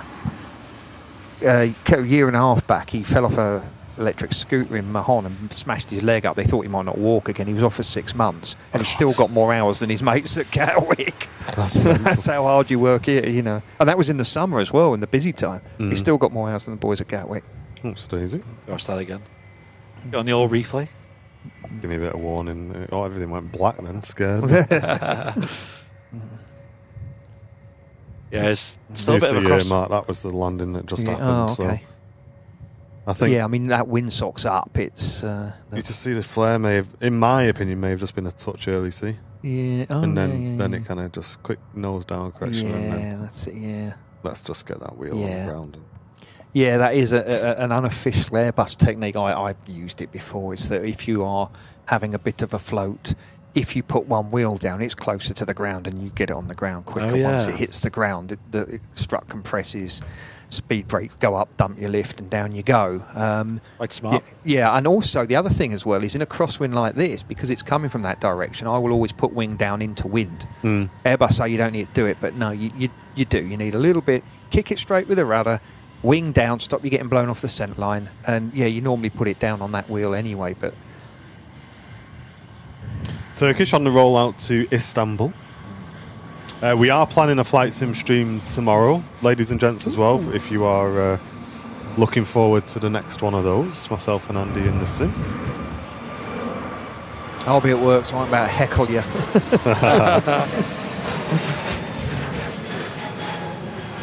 Pia's here. Hi, Pia. Big hugs. Hello. Hey, and Jonesy, good to see you. How are you doing?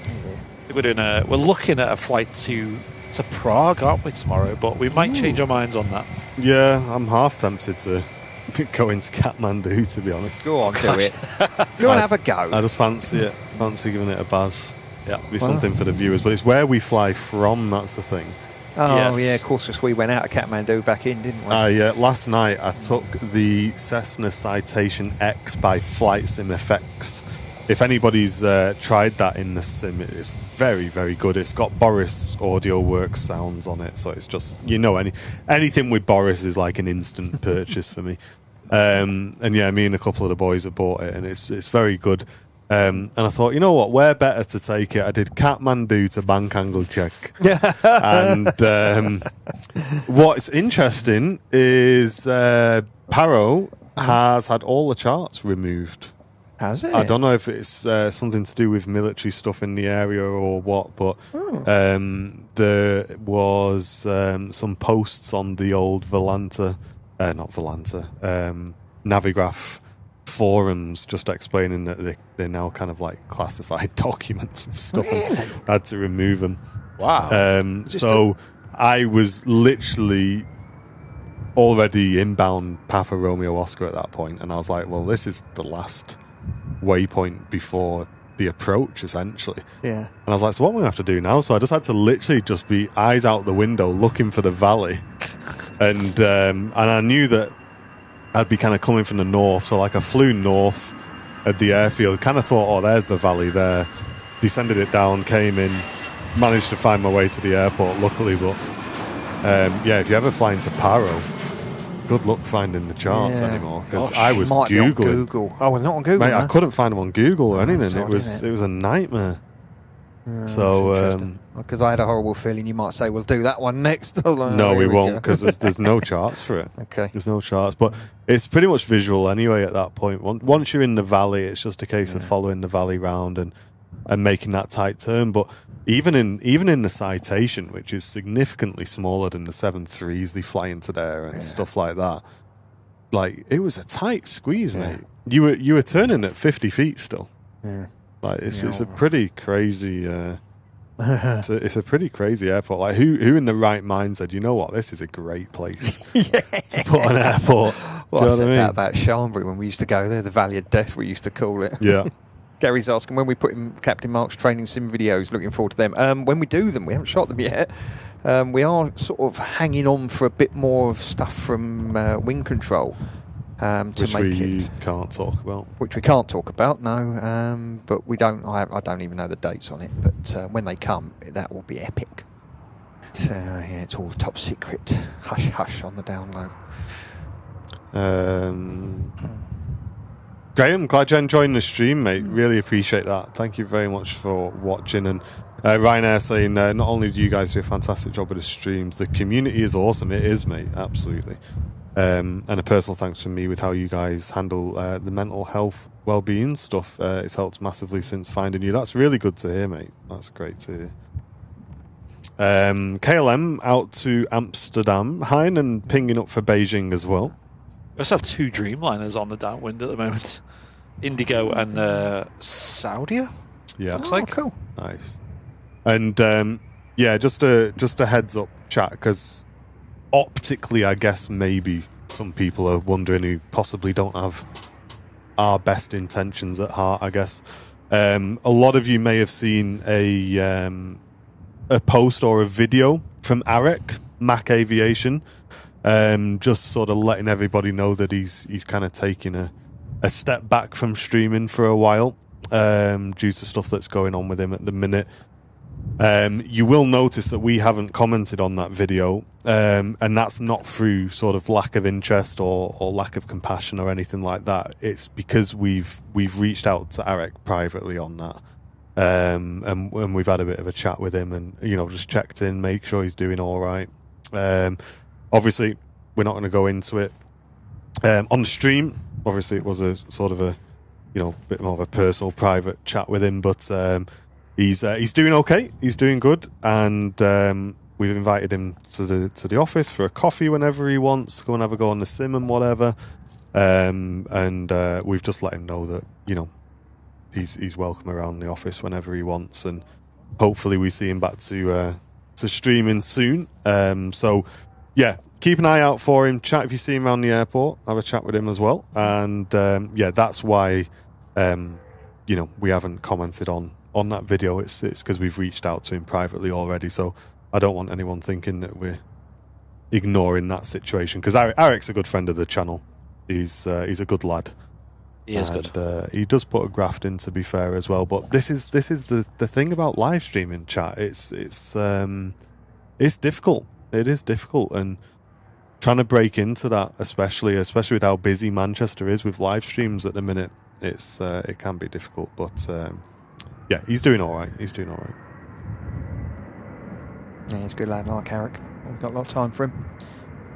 KLM on the roll out to Amsterdam, and the Air France taxi now behind for Paris.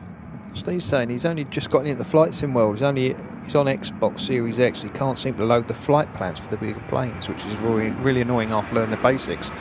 I don't know if Martin can help you with that one. I haven't got a clue, mate. Can't. It's, yeah. I've always done my flight simming on PC, and I've not done any Xbox Microsoft Flight Sim at all, to be honest. So I'd struggle to help you there, I'm afraid. Yeah. Even I'm learning because I haven't got a clue. I'm saying to Andy and Martin yesterday, how do I do this on this iPad? How do I get this? Where's this gone? Because obviously we've got our company. Hey, but you're getting it though, because when me and Andy were offloading all the footage from the cameras, we turned around and Mark's doing Kathmandu again. I wanted to have another look. I'm just giving that another go. Yeah, I'm going to have a quick look at this. Yeah. He's off. One thing about the Xbox version, though, is I think the aircraft that it comes with are not the most detailed, are they? So there might be a lot of features and stuff that aren't there. When we do the videos, we use things like the Phoenix A320, which is really in-depth. So there might be some things that, like Mark's doing on our videos, that you can't do on them. Yeah, and it's not a sponsored show today, chat, but for anybody who wants to get into flight sim a little bit seriously and is looking for a PC, make sure you check out our Wired to Fire range of PCs. They are made by Wired to Fire, approved by Airline as Live, and there's 3 great PCs there at different price points, and they're all great for Microsoft Flight Sim. They've been designed for flight simming especially, so if you are looking for a PC or you want to get into flight simulation, scan the QR code. There'll be a link in the chat as well, and you can grab one of our flight sim PCs. If you're wondering what we've got in the office, it's the Captain's Choice model. I understand that's very expensive. It's overkill for most people. My PC at home is nowhere near that good. But as I say, there's 3 PCs there at different prices, and it takes the guesswork out of it. You know that any of those PCs have been designed for flight simming, so go and check them out. And if you do order one, it does support the Airliners Live channel as well with that sponsorship. And a runway change could be happening soon as well, which, hey, that'd be interesting because it's very rare you get 05s with a crosswind. It's so rare to see that at Manchester. Yeah. It seems like whenever we have strong winds or crosswinds, it's always 2-3s. So let's see what happens here, chap. Michael's saying... Sorry, Andy. That's all right. I was just going to say, it definitely feels like 05s is favoured now. Yeah. Michael's saying that my son's visiting from Wiltshire and has his young daughter with him. She loves planes. Is there any chance you can pan round for a second and look for him? He's got a blue coat on. I think we can see him on the mound. So after this Dreamliner arrives, we will grab a very quick shot. We don't usually like pointing the camera at the mound just because, you know, there's other people on there that may not want to be on the stream, but I'm sure we can do a very quick pan past, I think.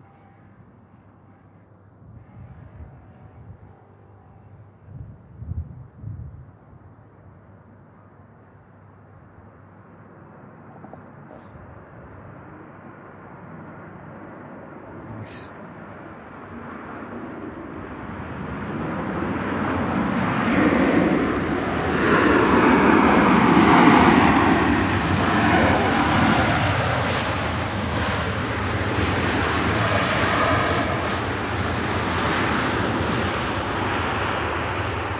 So fair rate of knots. I was just thinking that.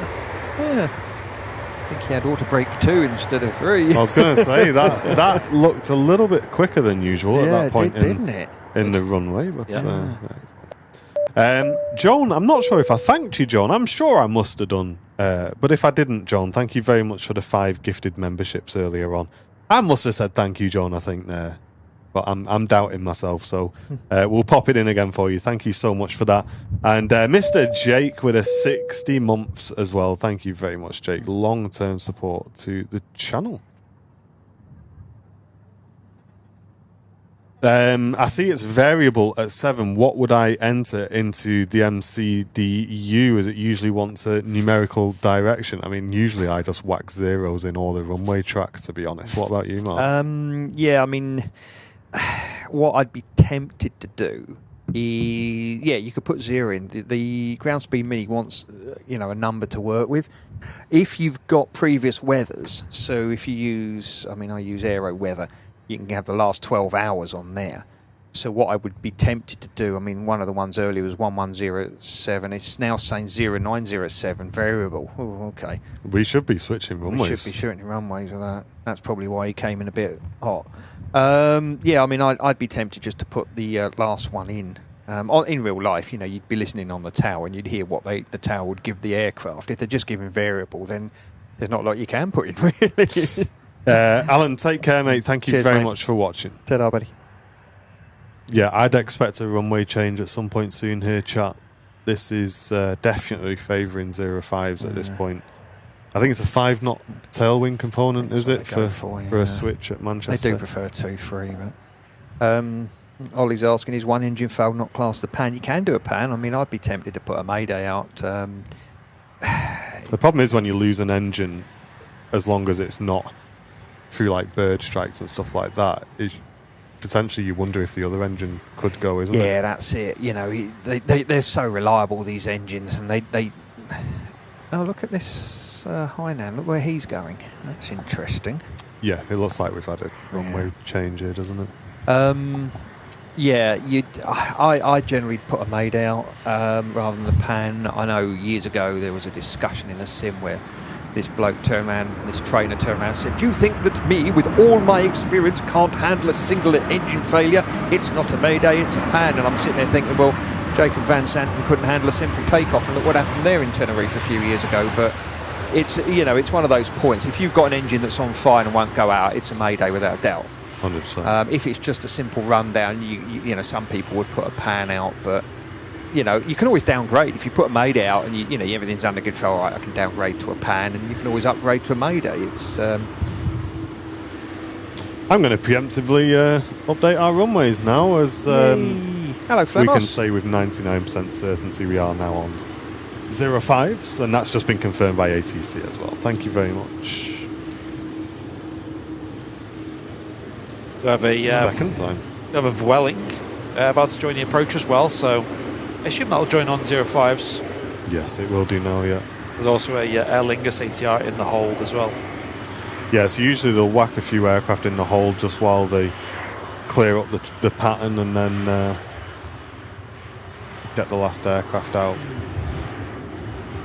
But yeah, 05s was no surprise with the winds and the windsock there. If you are enjoying the stream, click that like button as well, chat if you can. That really does help us out. And if you're enjoying the show today, get involved in the chat as well. We'd love to say hello to you and welcome you into the stream if you are new as well.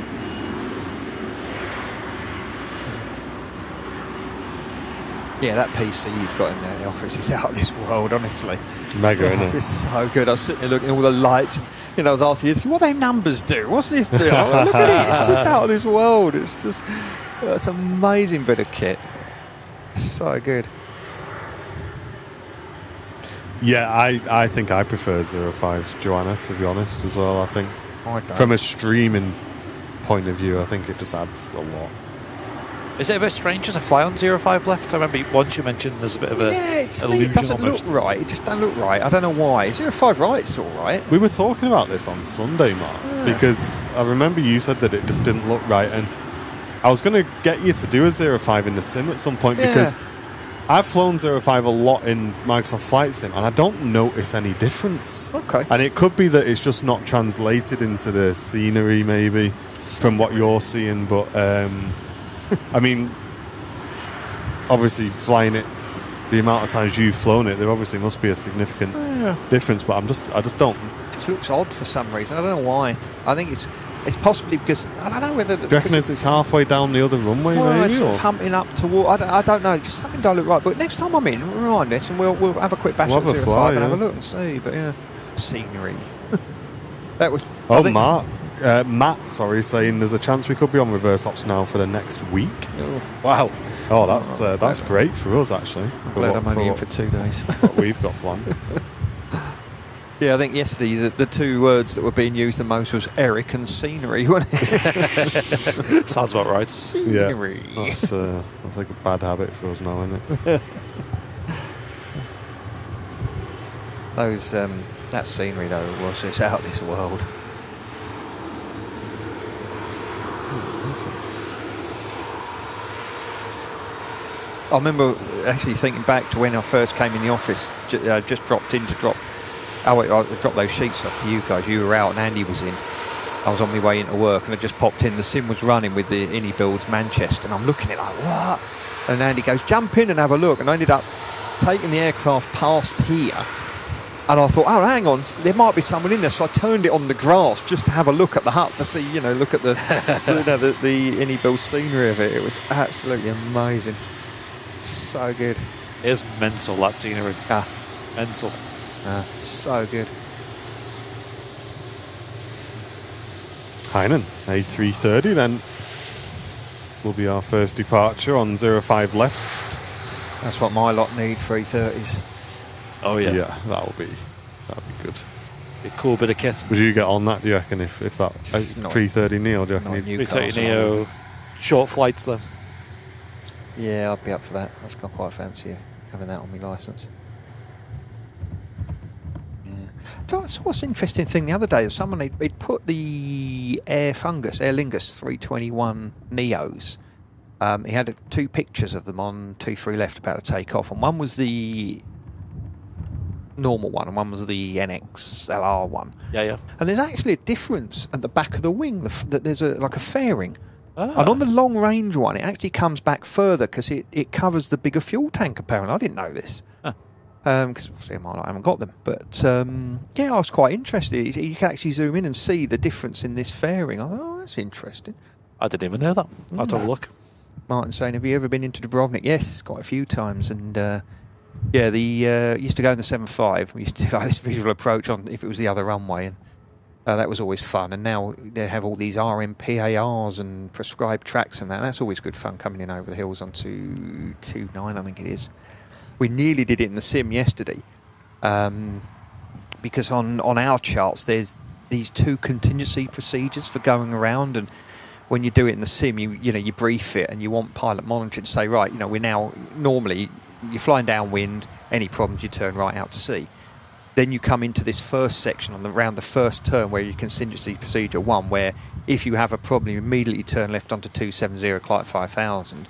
And then after the final approach point, then you're going to track a certain track, 297 or whatever it is, and climb to 5000. So you need your man to keep your mate to keep you briefed of what contingency procedure you should be doing. So I get them to say, right, when we get to this point, tell me I'm in contingency procedure 1, this is a procedure. When you come around the corner, you hit the next point, something 500, I think it is. You now say we're in contingency procedure 2, and this is the procedure. So if you have to go around, it's there ready to go. And it's good. That'd be good for the scenery. Scenery. Lufthansa City taxiing past. I saw City get battered again last night, didn't they? Any City fans in the chat? Hey, on a bit of a bad run at the minute. I know. I watched it. Any City fans in the chat? I was watching the highlights last night, and I was surprised by the pitch they were playing on. It looked like an AstroTurf pitch. Really, really weird. Anyway, 3:30 on the roll. Enjoy this chat.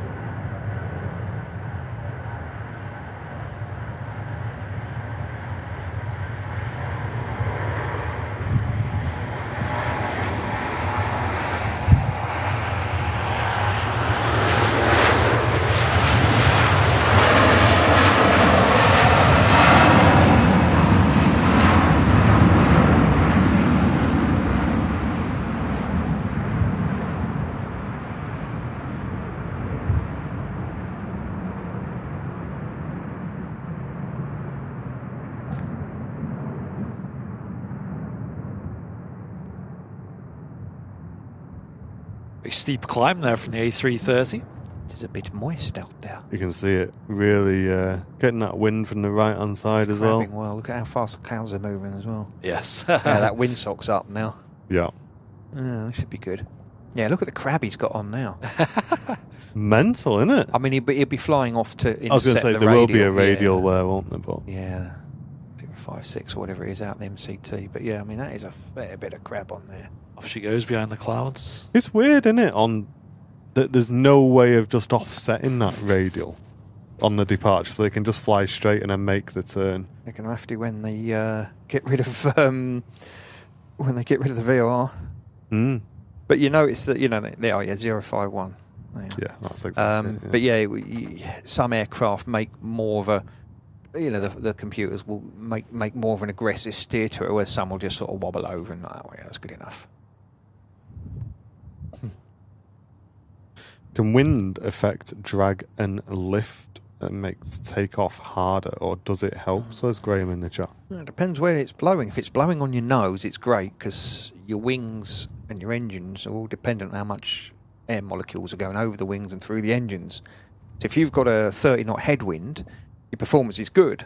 If you've got a 10-knot tailwind, your performance is poor. If you've got a crosswind, you have to be a little bit careful with crosswinds.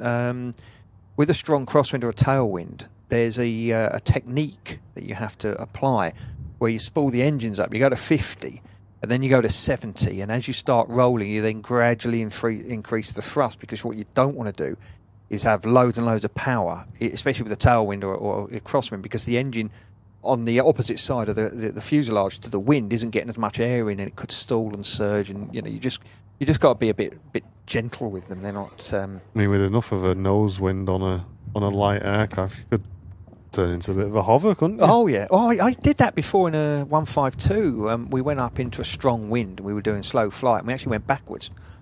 Got the flaps out, brought the plane in, trimmed it all out, and made sure we were going really slowly. And we actually had a 0 ground speed, and then it started. We had like 2 knots ground speed. We were actually going backwards, which was pretty cool. Ooh. Oh, I'm all right. I'm good. ATRs are. Look at that, man. Look at the tip on it, mate.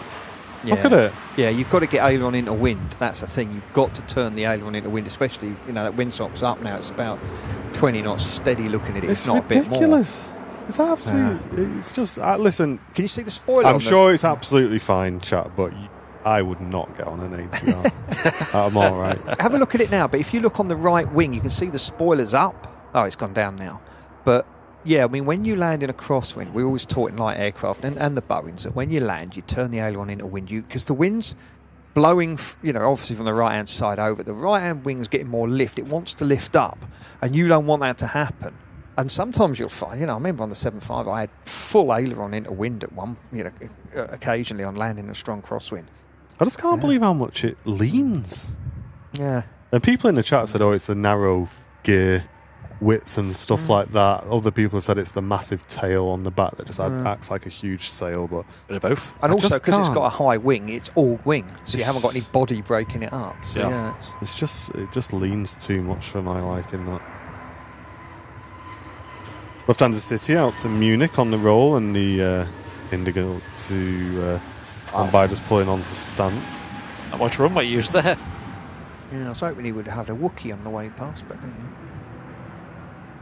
yeah, Jonesy boy. Sorry, no, Kevin's saying there's a YouTube cub in Alaska landed at 0 knots. So I've seen a few cubs like that where they come in and they look like. I remember seeing a video years ago of one. He took off. It was a really strong wind. He took off. He climbed up a bit. The wind blew him backwards, and he landed back where he started again. It was so weird. I mean, it was a hell of a wind. Yeah, look at the drift he's got.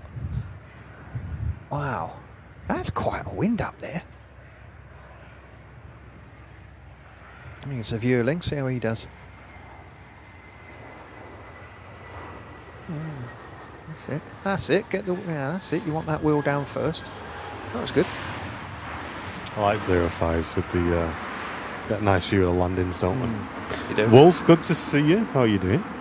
And Tom and Anne, good morning. Good to see you guys. Hello, guys. We have a much bigger plane on the base leg at the moment.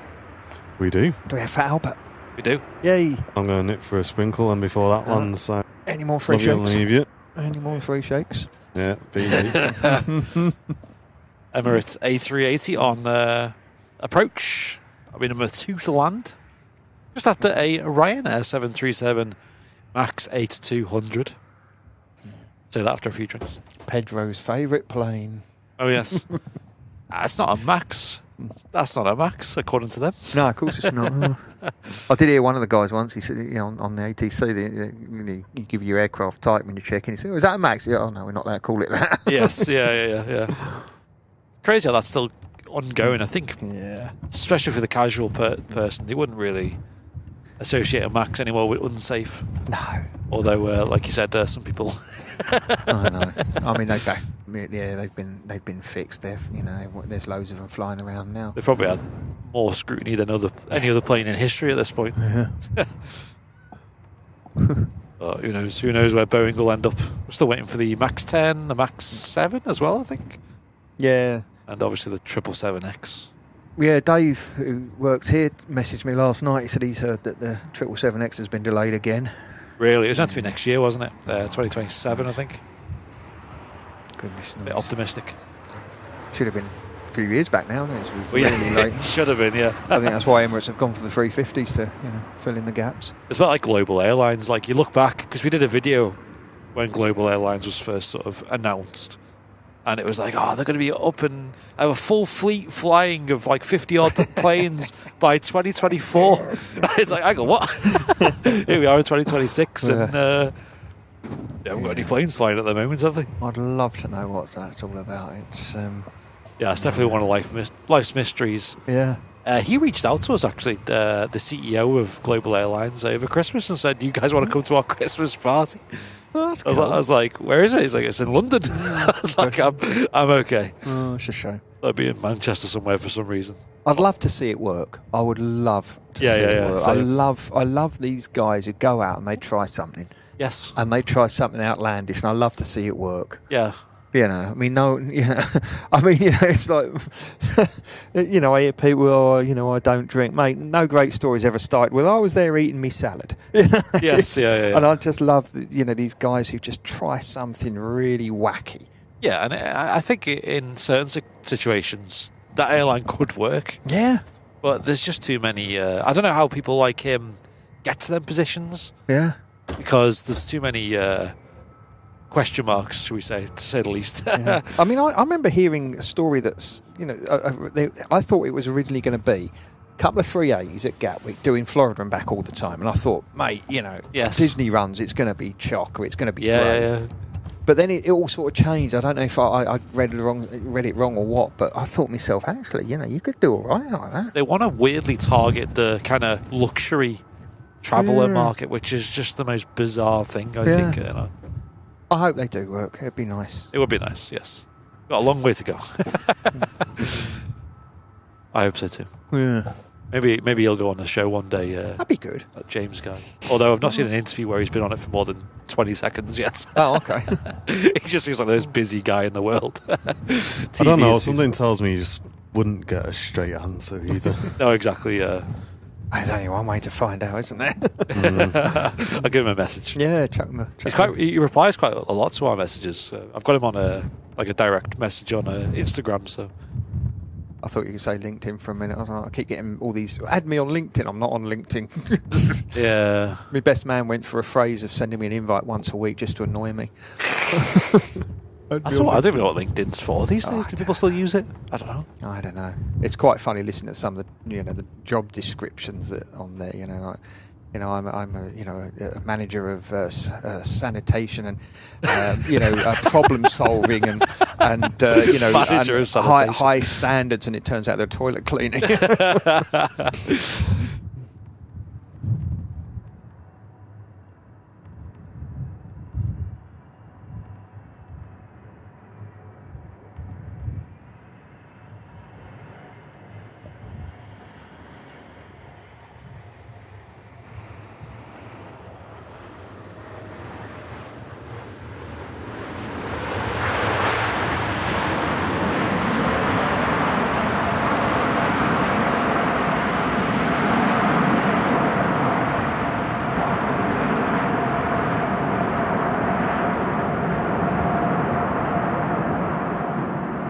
Easy done for the 380. Wow. Very cool. Chunky jets. Chin down. Chunky boy.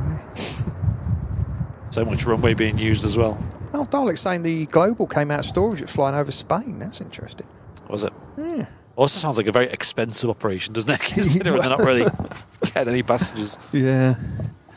Yeah, I'll bet they're not a cheap aircraft to run. I suppose Emirates do all right because they've got 250 of them. Probably why they've painted up one of the 330 Neos. Yes. Yeah. I guess that's on the tax set. We're going to see that shortly. Heading out to Istanbul, an A321 Neo. Flypigs.com. I wonder if the sort of the spiel will change around global airlines now. Because originally it was all about the 380 and how they're going to bring the A380 back to the top, and now it's going to be the thing, and then they disappear, and then the next news story is we've painted an A330 Neo, and it's like, oh right, what's going on there then? Was it an A340 actually? Come on, think of it. Oh, was it a 340? I think it was. Yeah. I thought it was a 330 Neo. Oh, maybe I'm probably mistaken. Oh, I'd love to see it work. That'd be so good. Yeah. So yeah. They've kind of just like framed themselves just like a charter airline. A charter airline that uses a charter airline to operate for them. Yeah. Charter within a charter. Like a middleman, basically. Yeah, you're right. It was one of High Fly's 340s, my bad. I mean, that'd be I had it cool in as my well. head as a 330 Neo for some reason. Yeah. Yeah, no, the 340. Maybe someone looked at the wrong picture. It's got 4 engines. Yeah. It's like an A3. It's an A380 Mini. Yeah. Yeah. I want a 380. You've got a 380 at home. My 380 at home. Yeah. Happy shopper 380. Yeah. Cut it in half.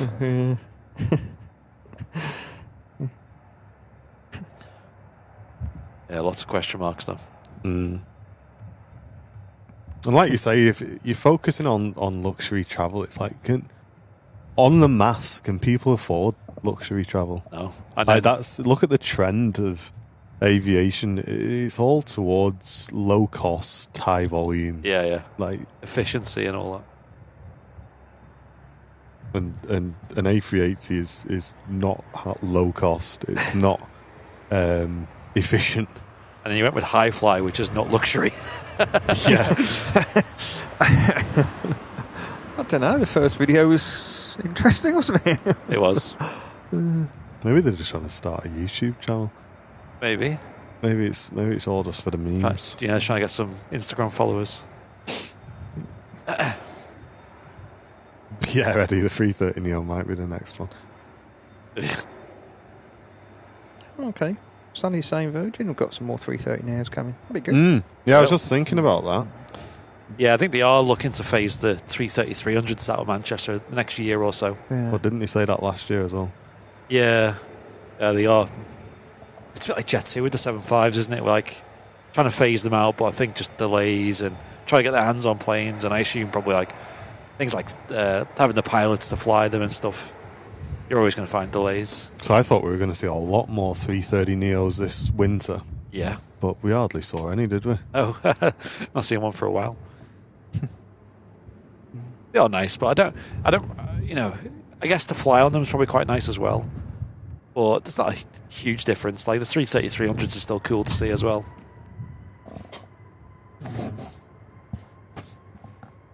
It'll be sad when Aer Lingus go because they're the last ones to operate the CF6 engines at Manchester.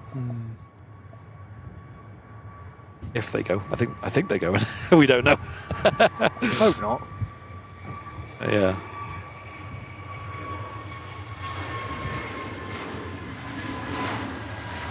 Because they've kind of been a bit diplomatic about it, haven't they, Aer Lingus UK? They've said, just in case we're not selling any more tickets after March, and anyone who's booked after March is getting a refund, which to me is like a very diplomatic way to say we're closing down. Yeah. Like, maybe overly too diplomatic. Where was it? It was... Peter's asking if the FO's doing takeoff and has a bird strike, does the captain immediately take over and what would be the procedure? No, the FOs are trained to deal with it. We both do engine failure on takeoff drills. The FO would fly it. The captain, at my airline at least, is required to do the landing in all non-normal situations. So the last couple of sims we've done, they've had the FO flying it, and it's up to the captain to decide when to take over. I mean, normally what happens is the FO will fly it, we'll run the ECAM, we'll get to the status, ECAM action's complete. At that point, normally I say, right, I'm going to take over. Normally I'll just keep them flying. I'll say, I'm going to keep you flying it. But I'm going to take over managing the situation now because that's what I'm paid to do. It's no slight on the FO, but it's just the company procedures that I've got to do the landing. Yep. So, it depends on the FO. If you've got a brand new, cadet who's just out of training and is a little bit maxed out by it all, you might want to take over earlier just to give them a break so that they can, if they're maxed out and, as we call it, in the red, they're no help whatsoever. You need their capacity bucket, as it's known as. And I guess they're not going to learn as well if they're kind of overwhelmed. Whereas if you take the pressure off them, they can kind of like learn from the situation as well. Yeah, it's good. I mean, I had a guy years ago.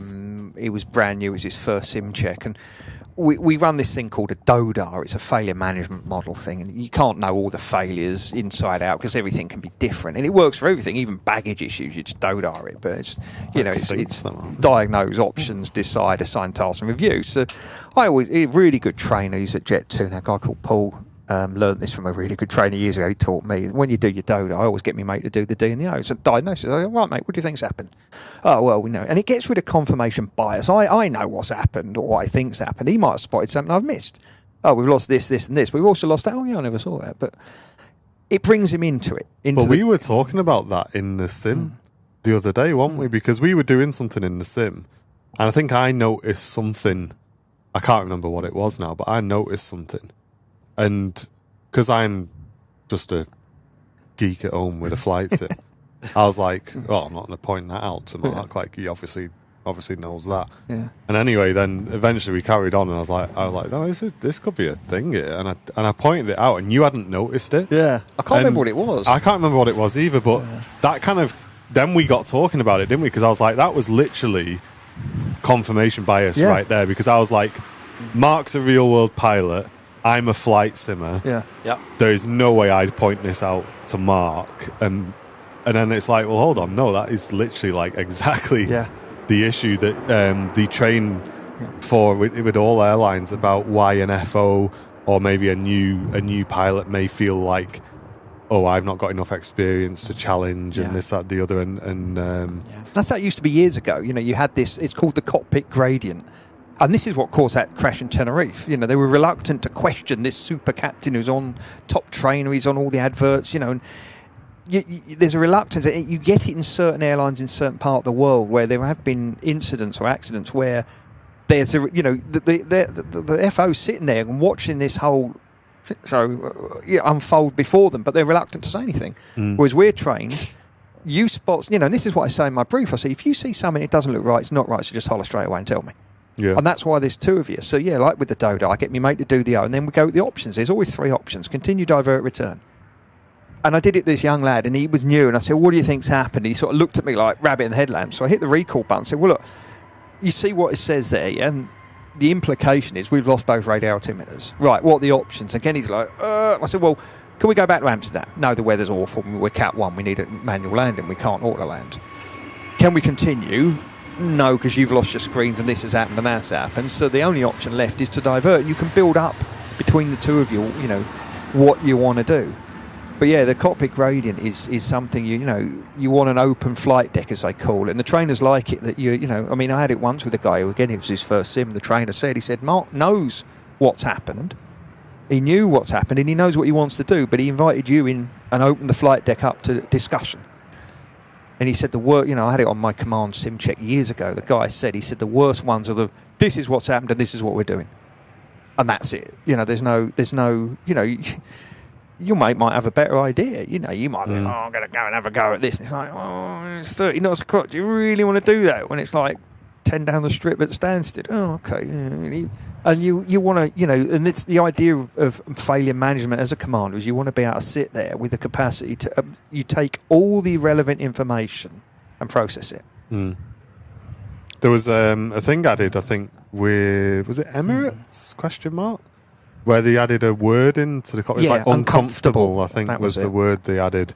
Yeah. And that was to basically, no matter who they were, you know, who was flying, if they said uncomfortable, that was like, right, everyone just needs to take a step back, look at the situation, see what's happening. Maybe like you say, they don't feel like they're being heard or they're not being listened to, or maybe they're just completely overwhelmed and that they've added that in so that if ever they heard either the captain or the FO or whatever say uncomfortable, then that would be the spark for, right, everyone just needs to step back from that. Is that what that was about? It was after that crash when the 777 ploughed in, and a few years back now. Yeah. They've got so many different cultures, so many different people working at Emirates. A lot of these airlines do. And to get rid of that, they just wanted one word to make, you know, at our company, we have this ring. And if you're in the green, everything's tickety-boo. You know, your capacity bucket's empty. You've got loads of capacity to deal with the problem. Then you get in the amber. You're now, your workload's gone up. You know, you're high. You're trying to get the high off. There's terrain. There's weather. Your workload's going up. And then you end up in the red where you're just task fixated, tunnel vision, and you've completely lost the plot. And if you get, you know, if you're in the amber, you can say to your mate, I'm a little bit maxed out. I'm in the amber, you know, keep an eye sort of thing, and offload some tasks. Get him right. Can you print the weather off for this? Can you have a look at this? Can you, you know, like I did yesterday with you, can you give me a direct to this point? I'm sitting here looking at these mountains and working out where we are. Get you to press buttons in the box for me so I don't have to do it. But like, you know, it used to be, I remember years ago on the 7.5, below 10,000 feet, pilot monitoring did all the directs, did all the FMG setup. You never touched it. Your job's to fly the aircraft. But yeah, you know, if you're starting to get maxed out, and it's interesting. There's videos on YouTube of guys, even light aircraft, they're coming in, they're trying to get into the runway, and the first thing that goes when you're under pressure is your hearing. Yeah. And all the way in, you can hear this beep, and that's the gear warning horn. And they only realised the gear wasn't down when the propeller stopped when it hit the runway. Yeah. And you know, that's one of the things that, you know, it's easy to get maxed out, and yeah, we use these colour, you know, some people call it the traffic light system. But you need to be aware it's happening. And with the uncomfortable, you say you're rushing in, you're high, you've got speed brakes out, you're trying to get in, and you're clearly not going to happen. You're focused so hard. And someone just goes uncomfortable, you sit there and you look and just look at the whole situation, just sort of take a deep breath and look at it and go, yeah, I'm being a bit ridiculous, let's go around. I mean, I remember years ago watching a guy who got maxed out, and he got speed limit 250 knots below 10,000 feet. I think we were going into Newcastle. He was going downwind at 2,000 feet straight and level at 320 knots.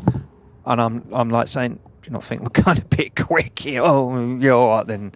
You know, it just, something just to snap them out of it, because you just get task fixated. Yeah. Yeah, I think that's that was the main kind of thing with it, wasn't it? It was just to sort of snap everybody out of it a little bit. Ryanair just arrived in from Prague. Iceland Air on the taxi out will be coming around the corner in a second. Take it easy, Tom. Thank you very much. Jonathan Francis with a premium economy membership. Thank you very, very much for that. Jane returning for 51 months. Good to be here. Sorry I've not been around a lot. It's absolutely fine, Jane. No problem. Life does get in the way sometimes, but it's good to see you back in the chat. Thank you very much. And I think I thanked Tom and Am for the gifted as well, but if not, thank you very much, guys, for the gifted membership, putting us on 16 brand new members for today. If you are enjoying the stream, you can support the channel by gifting a membership or by sending in a super chat, and both of those can be found by clicking the dollar symbol. And Iceland Air on the taxi out there. And we have had another runway change during today's show. This happened, I believe, on Sunday, if memory serves me right. It's the second time recently we've seen a runway change during the stream. Had a couple of weeks ago with Matt, didn't it, when there was a hole in the runway again? Yes. Yeah, this one just down to weather today. Tina's asking, when I'm on standby, do you get the time I can stand down? Yeah, it's 10:15 tonight. You always get a start and a finish time on a standby. It's kind of quite tiring standby in a sense, isn't it? Because you kind of like, you just sat waiting like to go, and you can't really go and do anything, and you can't really have your day or, you know, whatever. And I can imagine like even just being on standby is a bit kind of like... Yeah, it wasn't too bad at Newcastle, because I could go and the shooting ground was next to the airport, so I used to take one of my rifles up and just go and sit there and go for a shoot, and if they needed me, I'm like 5 minutes from the airport, so it made life easy. But yeah, unless you walk in with your gun. Well, yeah, I mean, then you might be a bit delayed. Yeah, they had a gun cabinet there, and they were all right for me to keep it there, so it was safe. But yeah, I remember being up there once. I'd done about 100 clays. And then I went into work, and I was going through the scanner. I thought, I've got all this burnt gunpowder all over me, you know, and it never set a thing off. And I did ask them. I said, I've been up the ground. He said, no, it doesn't work like that. He said, it works slightly different. So that's handy. Good. Yeah. Just having a quick look down the approach path then, see what's coming in. Egypt there is on a significantly long base leg, I guess, looking at the direction they're flying in. There's a little bit of a break actually on arrivals. There's only 3 arrivals within the next sort of 25 minutes really, and then we just get about a flurry of 5 or 6 aircraft thereafter, and we usually will wrap on the Qatar A350, which is perfectly timed for us today, arriving in 31 minutes. Just completing the transit over the channel, and it'll be hitting our coast in the next 30 seconds or so. Only the police are boarding the A380. Yeah. Oh, interesting. Yeah. I mean, that's not like a massively uncommon thing, is it? No. Can sometimes be immigration issues or rowdy passengers or whatnot. It's normally rowdy passengers. Yeah. There's 4 different levels of disruptive passenger behaviour, and all right. Yes, it's a pain in the backside, but it's always nice. At least it's in the UK, I suppose. Well, yeah, I always like to drop them off in places where the police are a little bit more less tolerant of these things. It's good fun. Yeah. Jonesy Boy's saying his daughter used to be cabin crew for EasyJet, says standby's really hard. Yeah, you're just sitting here like a little coiled spring, and yeah, it's not that bad. It's yeah. Because that's the thing, if you have a sick passenger on board as well, like I assume you have to consider where you're going to drop them off. Like if it's mid-flight, maybe you've got to divert somewhere. Yeah, I mean, for the sim guys out there, put your map to nav and the range ring of 160 because your best bet may be behind you. And we did this in one of our flight sim videos. We discussed setting up the FMGC. So what I would do is, say I'm going down the Adriatic and I've just passed Pular. So in my primary flight plan, I will change the alternate to Pular. I'll print the weather off and make sure they're all suitable. In the secondary, I'll delete the secondary flight plan. My destination would be Dubrovnik, and then the next one would be Tirana in Albania as we continue down in that direction. Then when we're closer to Dubrovnik than Pular, I will put Dubrovnik in the primary as the alternate. I will change the destination in the secondary to Tirana and put the alternate in the secondary as Thessaloniki. So now I've got 3 options, always on the go. And I keep updating. Actually, I did this the other day on Christmas Eve of all days. We'll come back from Egypt. And we started off, we hadn't been going long. We had 3 sickness and diarrhea food poisonings in the back. We're like, oh, this is fun. Wow. And by the time we got to the Alps, we had 7 and a young girl had collapsed. Whoa. And I was looking at diverting somewhere in Germany. The problem is everywhere in Germany is curfewed. And I ended up using the sat phone at incredible cost to phone up the head office and say, I'm looking at Lille in northern France because everywhere else is curfewed. If we have to go, we're going to have to go. The doctor is with this girl at the moment. Can you think of anywhere else? She said, well, we're going to phone Brussels and see if they're open. And I'm saying, you do realise if we divert, the chances of finding 200 hotel rooms at 1 o'clock Christmas morning somewhere in Germany is slimmer than Kylie Minogue on a diet. But, if you've got to go, you've got to go. And thank God we did. I mean, that's what the people with food poisoning were saying as well. Well, that's it, yeah. By the time we landed, we had 9. And what do you think that was? Because that's quite a concentrated group of people. Maybe they were all at the same hotel. They did ask. They said if it's all the same hotel, then Port Health have to be notified, and it's possible communicable diseases. But 4 of them were from one hotel, 2 were from another, and the other 3 were from somewhere else. So it wasn't all the same thing. Something in the airport. It's possibly the water.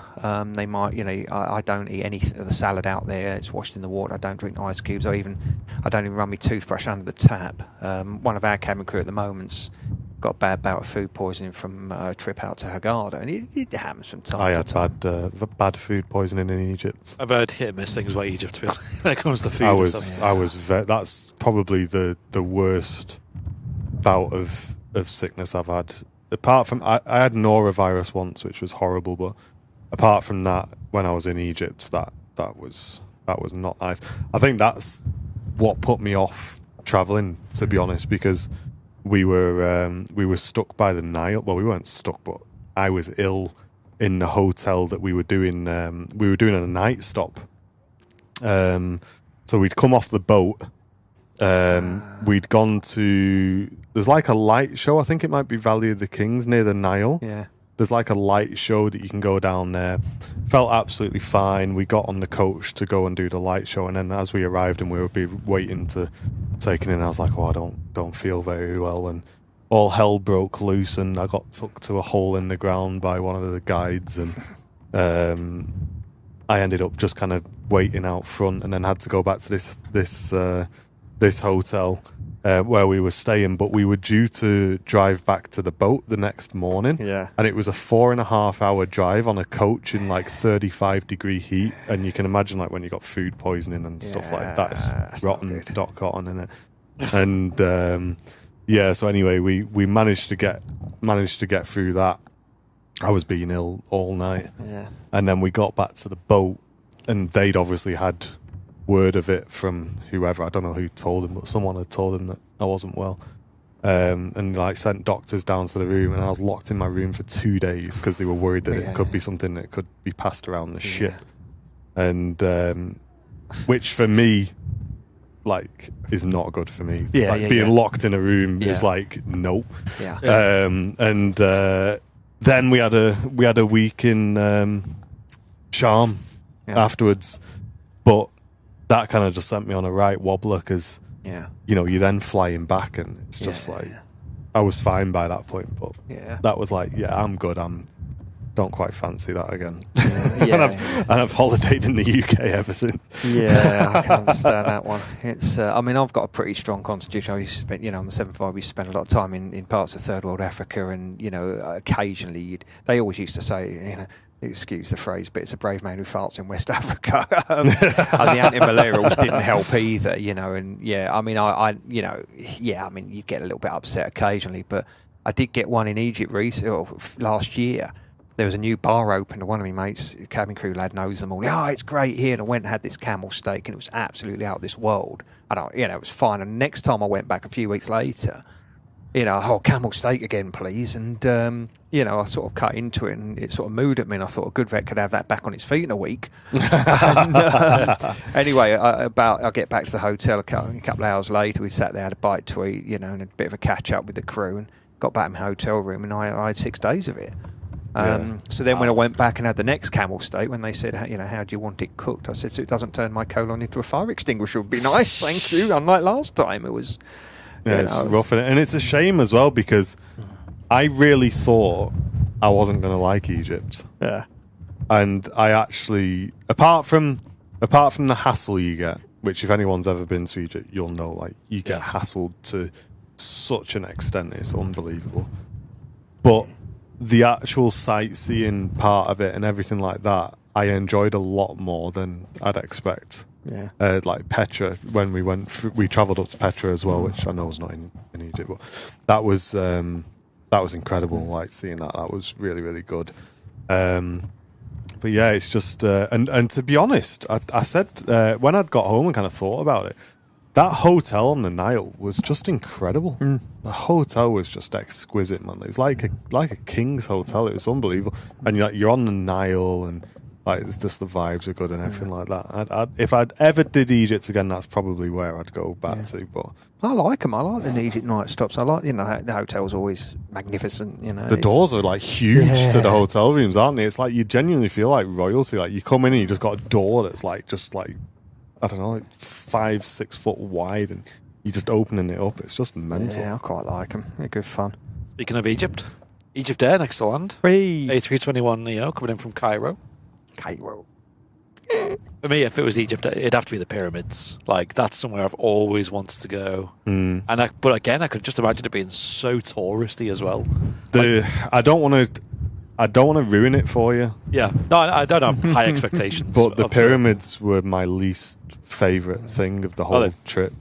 Because the thing is, mate, you're driving through a really run down, very busy town to get there. Yeah. And it's quite depressing kind of going through there, and you're all kind of like being passed through, and it's quite obvious that a lot of the money and stuff isn't being spent in the local area and that.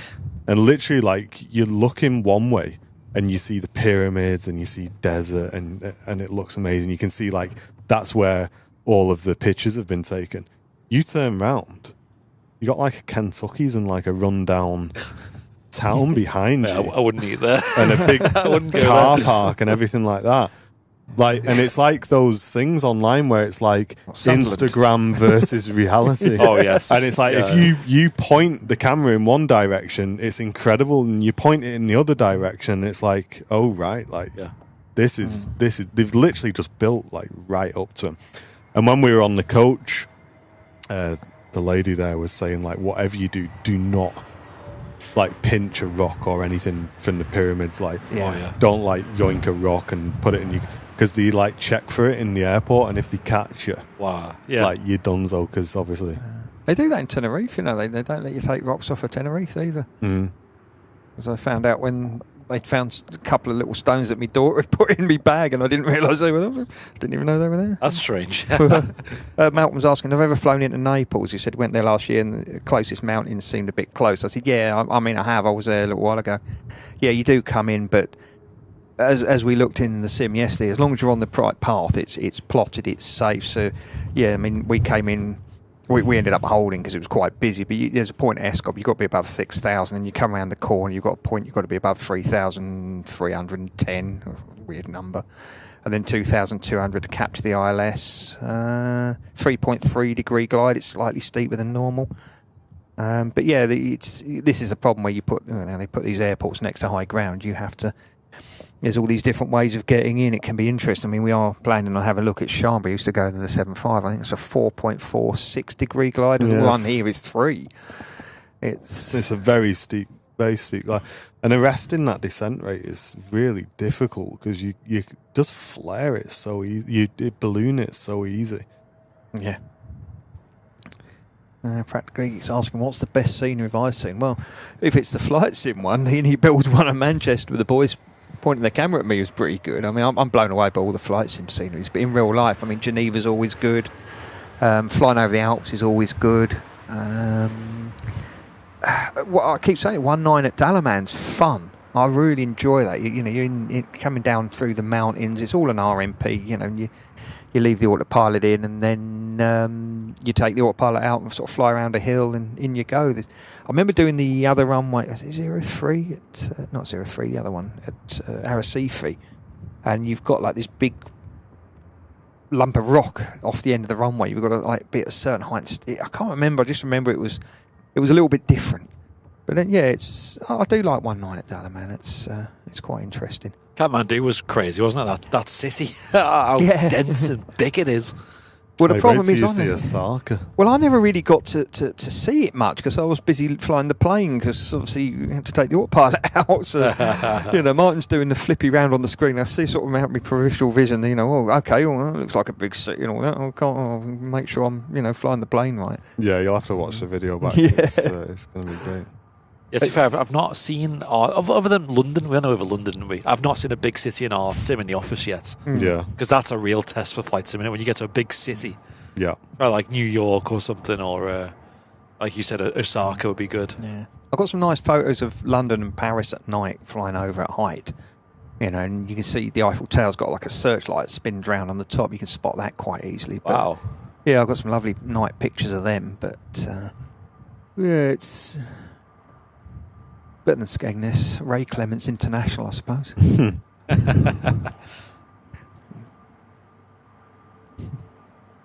Is it into Innsbruck? It used to be the circle to land, but is that RMPAR now? I think it is now. Yeah, I'd have to ask my mate because she's just done her Innsbruck sim and she wasn't happy about it. Oh, I don't want to go there. I'm going back to Newcastle next year. And she even said, Drew, what's the point? And no, we need people. You've got to do it. Renaldo, thanks for the 2 months of membership. Thank you very much. Thanks. Yeah, there's an RMPA on to 08. That's there's an RMPAR on to 26, which... I mean, 26 is just Rattenberg and then dive, isn't it? But... Yeah, I mean, the missed approach looks trouser that. RMPAR, that coming missed in approach there. is going to be tight. Yeah. I remember one of the lads who does it, I saw him down at Gatwick, he was doing it, and the engine failure thing, apparently, this was a while ago now, I don't know if they still do it this way, but you had to track an NDB. And normally you're allowed 5 degrees on an NDB because they just wiggle around anyway. The best way I ever heard it described, an NDB, it's a beacon that sits there with its thumb in its mouth and makes a humming noise, and the needle just points it. Whereas the VOR, you can actually, you can track radials to it a lot more accurately. But you're allowed 5 degrees, and he was 3 degrees, and the guy paused it and he said, "Right, let me just take the clouds away." And he took the clouds away. He's like, "See that lump of rock next to you?" He's like, "Oh, that's quite close, isn't it?" He said, "Yeah, you want to be absolutely bang on it, tracking it. You've got to be spot on." Yeah, there's not much room to play around at Innsbruck. Yeah, Surly Dev saying, what airline rules for taking photos out of the cockpit? You're not allowed any photos below 10,000 feet, and to be fair, you'd be a mug to even try. I do remember a mate of mine had a run-in with an Instagram influencer who was trying to take photos on the taxi, and he was always about the gram, and the conversation went, if that effing phone comes out one more time, I'm throwing it out the effing window. Gosh. But yeah, I mean, you don't muck about with phones at that just level. makes for such an awkward onward flight as well, doesn't it? I think I gather with this particular person who's no longer there, it was an ongoing problem. It was all about the gram. And it was all about, on the turnaround, none of his jobs were done. He was out trying to chat the cabin crew up or trying to say, chat to the passengers or everything. You're like, hang on, you've got all your things you need to be doing. It's a 25-minute turnaround. You do your job first. Yeah. But anyway, he no longer works at this airline. Wow.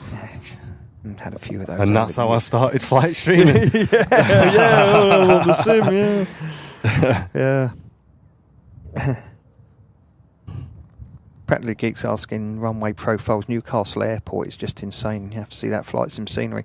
I think you've got it, so we could have a look. We were thinking about it yesterday because it's got procedural approaches, and it'd be interesting to do. I mean, we're going to do one where we do RMPs, we're going to do RMPARs, we're going to do FLS, SLS maybe, normal final lap approaches, and selected, and show you how in the real world you actually fly a non-precision approach, the old way of doing it, because all these gadgets in the box, all well and good, but the day they stop working is the day that you need to be able to do it. I remember years ago I was going into Faro with the Newcastle base captain. We had a lad on the jump seat who's I think his dad was head of training at Air France or something. He's a lovely lad, and he was just there getting his experience before he started his line training. We're going into Faro, and the base captain's like, "Oh, why don't you just do all manually flow, Mark?" I was like, "Okay, whatever, yeah, we'll do that." And then he said, "Actually, why don't you do the VOR?" And okay, fair enough. Actually, why don't you do it selected rather than push the approach button? I'm sitting there like, how about you fly it, mate? I'm like, what? Oh, it was quite fun. He's a great lad. He was a good lad. I got on really well with him. He's still here actually. He's a good mate of mine, but he just kept saying it. I'm like, what? Just adding it on. Adding it on. And so we're like, okay, well, and the important thing is with any of these approaches is a really good brief. Make sure that you share your mental model, how you're going to do it, when you're going to do it, what the threats are, how you mitigate them. Okay, I want to be at this point, I want to be flaps 1. At this point, I want to be flaps 2. If I'm out of the gear by 5 miles, that means I forgot to please remind me. I want to get blah blah blah. And point 3 before we're going to dial it down, the 3-degree glide. Point 3 before we pull it takes a bit of momentum, down it goes. Pilot monitoring calls out your heights. At 9 miles, you should be 28.20. You're 10 feet low. At this, blah blah blah. And again, we're going to do that. I'm going to, tell you all the quick calculations with flight path angle, how to get back on track. We'll purposely put us not on track, sorry, back on profile. We'll purposely put ourselves a bit low, a bit high. And I'll show you a really simple way of adjusting to get yourself back on. And it's good. It's good fun. I'm looking forward to it. I'm really excited. Yeah, so there are plenty of videos to come on the channel, ladies and gents. It's being released over the next few weeks. So keep an eye on the old YouTube. And we've also got more videos planned for next week as well. So everything's all quite busy on the old channel at the minute.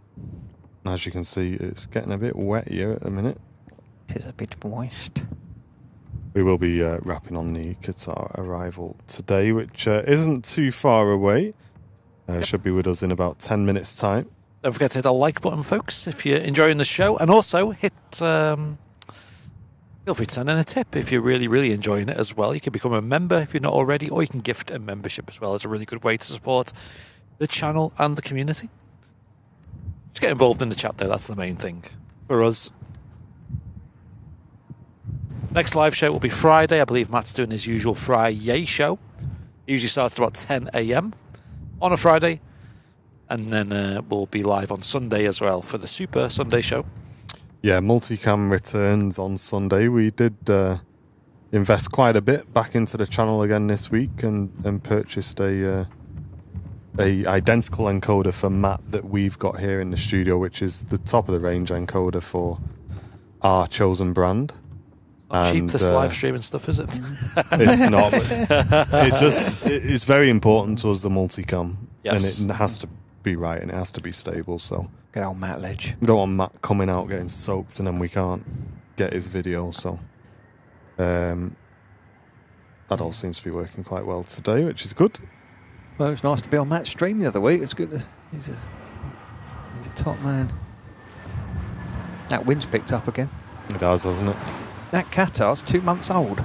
Oh, is it? 2 months old. Whoa. 2 months old, yeah. Nice and shiny. Something younger than baby Sterling for a change. Yeah. He's been on this earth longer than that plane. Oh, squeaky brakes. Lufthansa in from Frankfurt. Next to land with us from Amsterdam's KLM A321neo. It's a new one as well, isn't it? It is. It's a year old from September 2024.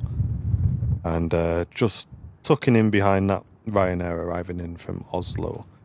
Third to land will be the ITA operating for EasyJet in from Milan. And then our final arrival for today will be Qatari 48 Victor arriving from Doha, A350 1000, completing a flight time of about 7 hours 20 minutes today. Simon's off. Right, see you later, mate. Keep us posted on what we were chatting about. Yeah, take it easy, the flight Simon. schools. And if I hear anything before it's announced, I'll let you know, mate. I'm waiting for that Lufty in the colour scheme to come in. AING, I was watching it. Oh, yes. It went off to Baku and now it's in Heathrow. And I'm like, is. Come here. Yeah, there's a chance we could see that here. I mean, you get the 380s and the 787s. They come over here and they come over my house up north quite often. So, you're going to get to see them at some point. Probably even see the 350 because they go over quite a lot as well. But, Yeah. I'm hoping for a Munich in the not too distant before I go back to get a look at one of them. Nice. Oh, Rob's asking, he's 17-year-old, he's got his PPL, he's applying everywhere. What's the best way of getting a job? Cabin crew? Possibly, I don't know. I think Jet 2 used to do a thing where they internal. I mean, I know EasyJet did years ago. They did like an internal scheme, but you still had to pay a fair whack towards it. Ryanair did too. Did they? Point. Yeah. Right. It might be worth looking down that route. Other than that, you're going to have to find 100 odd grand, which isn't the best. TUI aren't doing their sponsorship this year. I don't know if Jet 2. I know. I gather there might be a training scheme from EasyJet coming soon. I hear rumours on the internet, but again, you'd have to pay for it. BA do a sponsorship scheme. I don't know if that's running this year. The best thing, just keep your eyes open for everything. And I just don't know. In the old days, there were sponsorships, quite a lot. I mean, I got a sponsorship on the 7.5 with P. Prune and Australis. There were full sponsorships from, Flybe used to do them years ago, from nothing to air transport pilot's license, But once certain airlines realised actually we can charge people to, get them to pay for their own training, they stopped putting their hand in their pocket. And until the queue of people with a big fat check dries up, it's going to keep going that way, I'm afraid. But there is a big shortage at the moment. Now's a good time to do it because there's lots and lots of airlines who are crying out for people. Bit of an awkward in between at the moment, isn't it? Where there are people with that money, but most don't. Yeah. And they need the pilots. Yeah. Yeah, and that's the daft thing. They really need to. They really need to put their hands in their pockets and start paying for this. I know there's been some of the schools have been putting out variable quality, and I think a lot of the guys are trying to bring it in house a little bit more. Hey, Jonesy, thank you very, very much, mate. Oh, look at that. That's how you do it.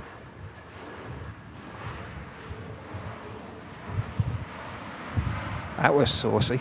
Decent landing, wasn't it? That was all right, that, yeah. I didn't know that was a bit of a technique where you can get the one wheel down first. Yeah. I mean, when I was an instructor, there's two ways of teaching crosswinds on light aircraft. You do the crab, where as you flare, you apply rudder, put aileron down into wind, and you straighten the aircraft up. You want it going straight. The other way you used to do it worked especially well on the Cessnas with the high wing, is the wing down method. So you're actually flying one wing down, you're keeping it straight down the centre line with the rudder. So you're sort of cross controls. And I used to love teaching this. And I used to put the 152 down on one wheel, and you could just wheel it down the runway on the wheel to show the students the picture out the window. Go, look, it's completely very, very manoeuvrable aircraft. It was lovely. But again, with a crosswind like this, with the wind from the right, I'd always put that right wheel down first and have a bit of aileron in the wind. Not excessive. I mean, that possibly was, I don't know. But not excessive. But you really want that aileron into wind. You don't want that into-wind wing being picked up by that crosswind. And, it's quite strong out there. Yes.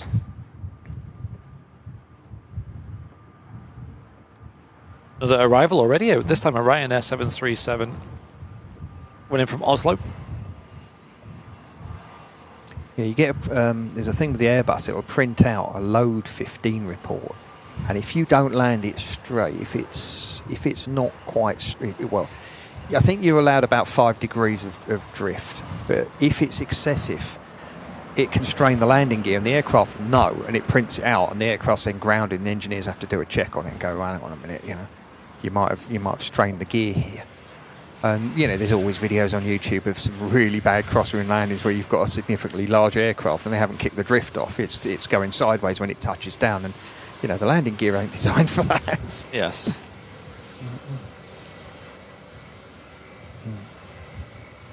Yeah, I hope he gets sorted, Rob. I hope he does get something. Yeah, I mean, I'm on Discord, on the Airliners Line Discord. You want to chuck us a message on there if I hear anything, I'll let you know. But it's not that I wouldn't want to be putting my hand in my pocket at the moment for it. Although, like I said, there's plenty of jobs out there. It can work. I think that's that's the avenue that Niels went down, was literally just self-funded, Yeah.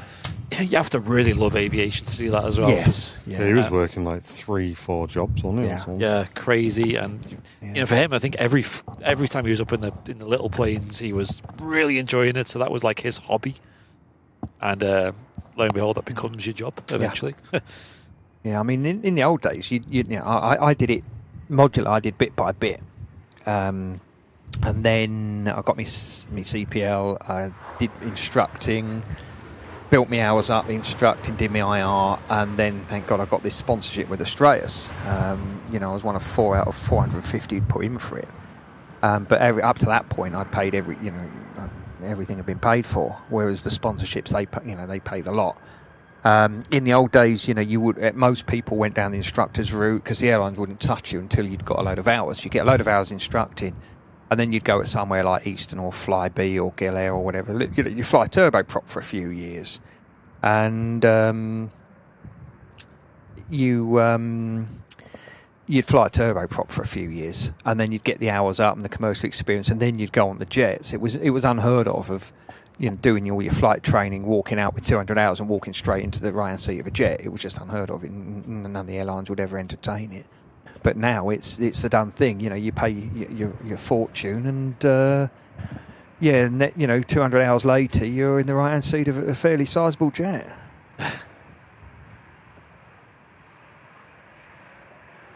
So I guess something that flight simmers can probably relate to, that I do wonder if it translates into the real world. If we do a flight and the landing's not that good, wind you up. Like, what a waste of a flight. That does my head in.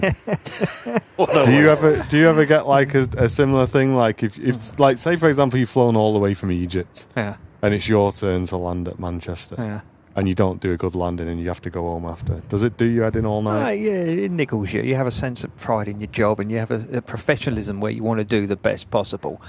The thing is, especially with the new guys, some of them had trouble in training, whatever. They come out and it's a bit of a firmer land or a bit of a float or whatever, and you can see them looking a bit dejected. You're like, look, mate, you've flown this jet all this way, you've got all these people home safely. All right, it's a bit of a plonker of a landing. It doesn't matter, And I remember years ago, I was flying with a guy, lovely lad, and we were flying back from somewhere. I can't remember. I think Sofia in Bulgaria. And he sort of opened up and said that he'd had some trouble in his flight train. Okay, and we came in on 5 right, and he had a little bit of a float, and he did the right thing. He didn't panic, he didn't over control, and it just sort of plopped down, and it was fine. It wasn't like a bad landing, it wasn't a hard landing. It was just a little bit of a floaty with a bit of a plonker. Fair enough. Anyway, happy days. It was good, and you big them up, because in this game, confidence is very hard to gain and very easy to lose. Yeah, good skills, mate. I always say, a thing of beauty and a joy to behold. Then a few weeks later, we're coming in on 2-3 right, same guy,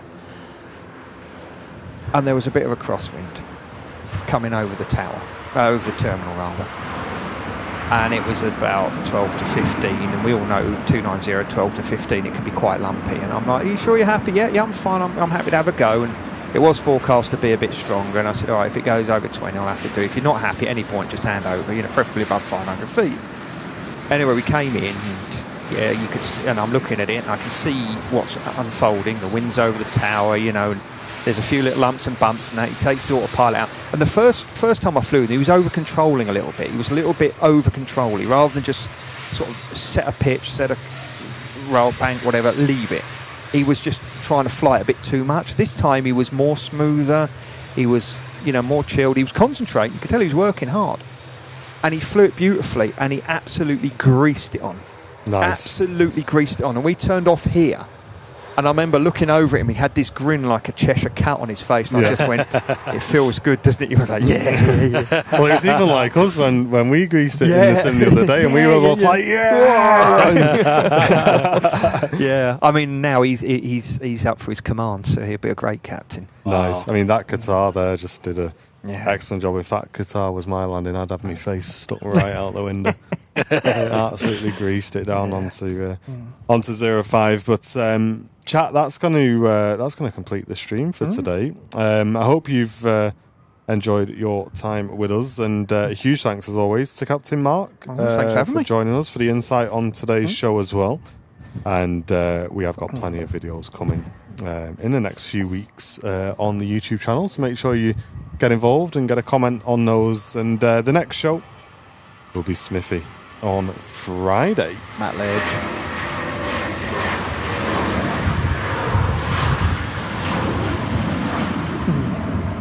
Big shout out to Brownie on the camera as well. Thank you. Absolutely mega job. Brownie Ledge. Yeah, good fun today. Yeah, it's Enjoyed decent, wasn't it? And we're back to the office just to get a bit of a head start on this editing, I think. There's quite a lot to crack on with. So a massive thanks to you all tuning in. We'll be next live on Friday with Mr. Matt Cam Smith, and the Super Sunday show returns on Sunday with multicam.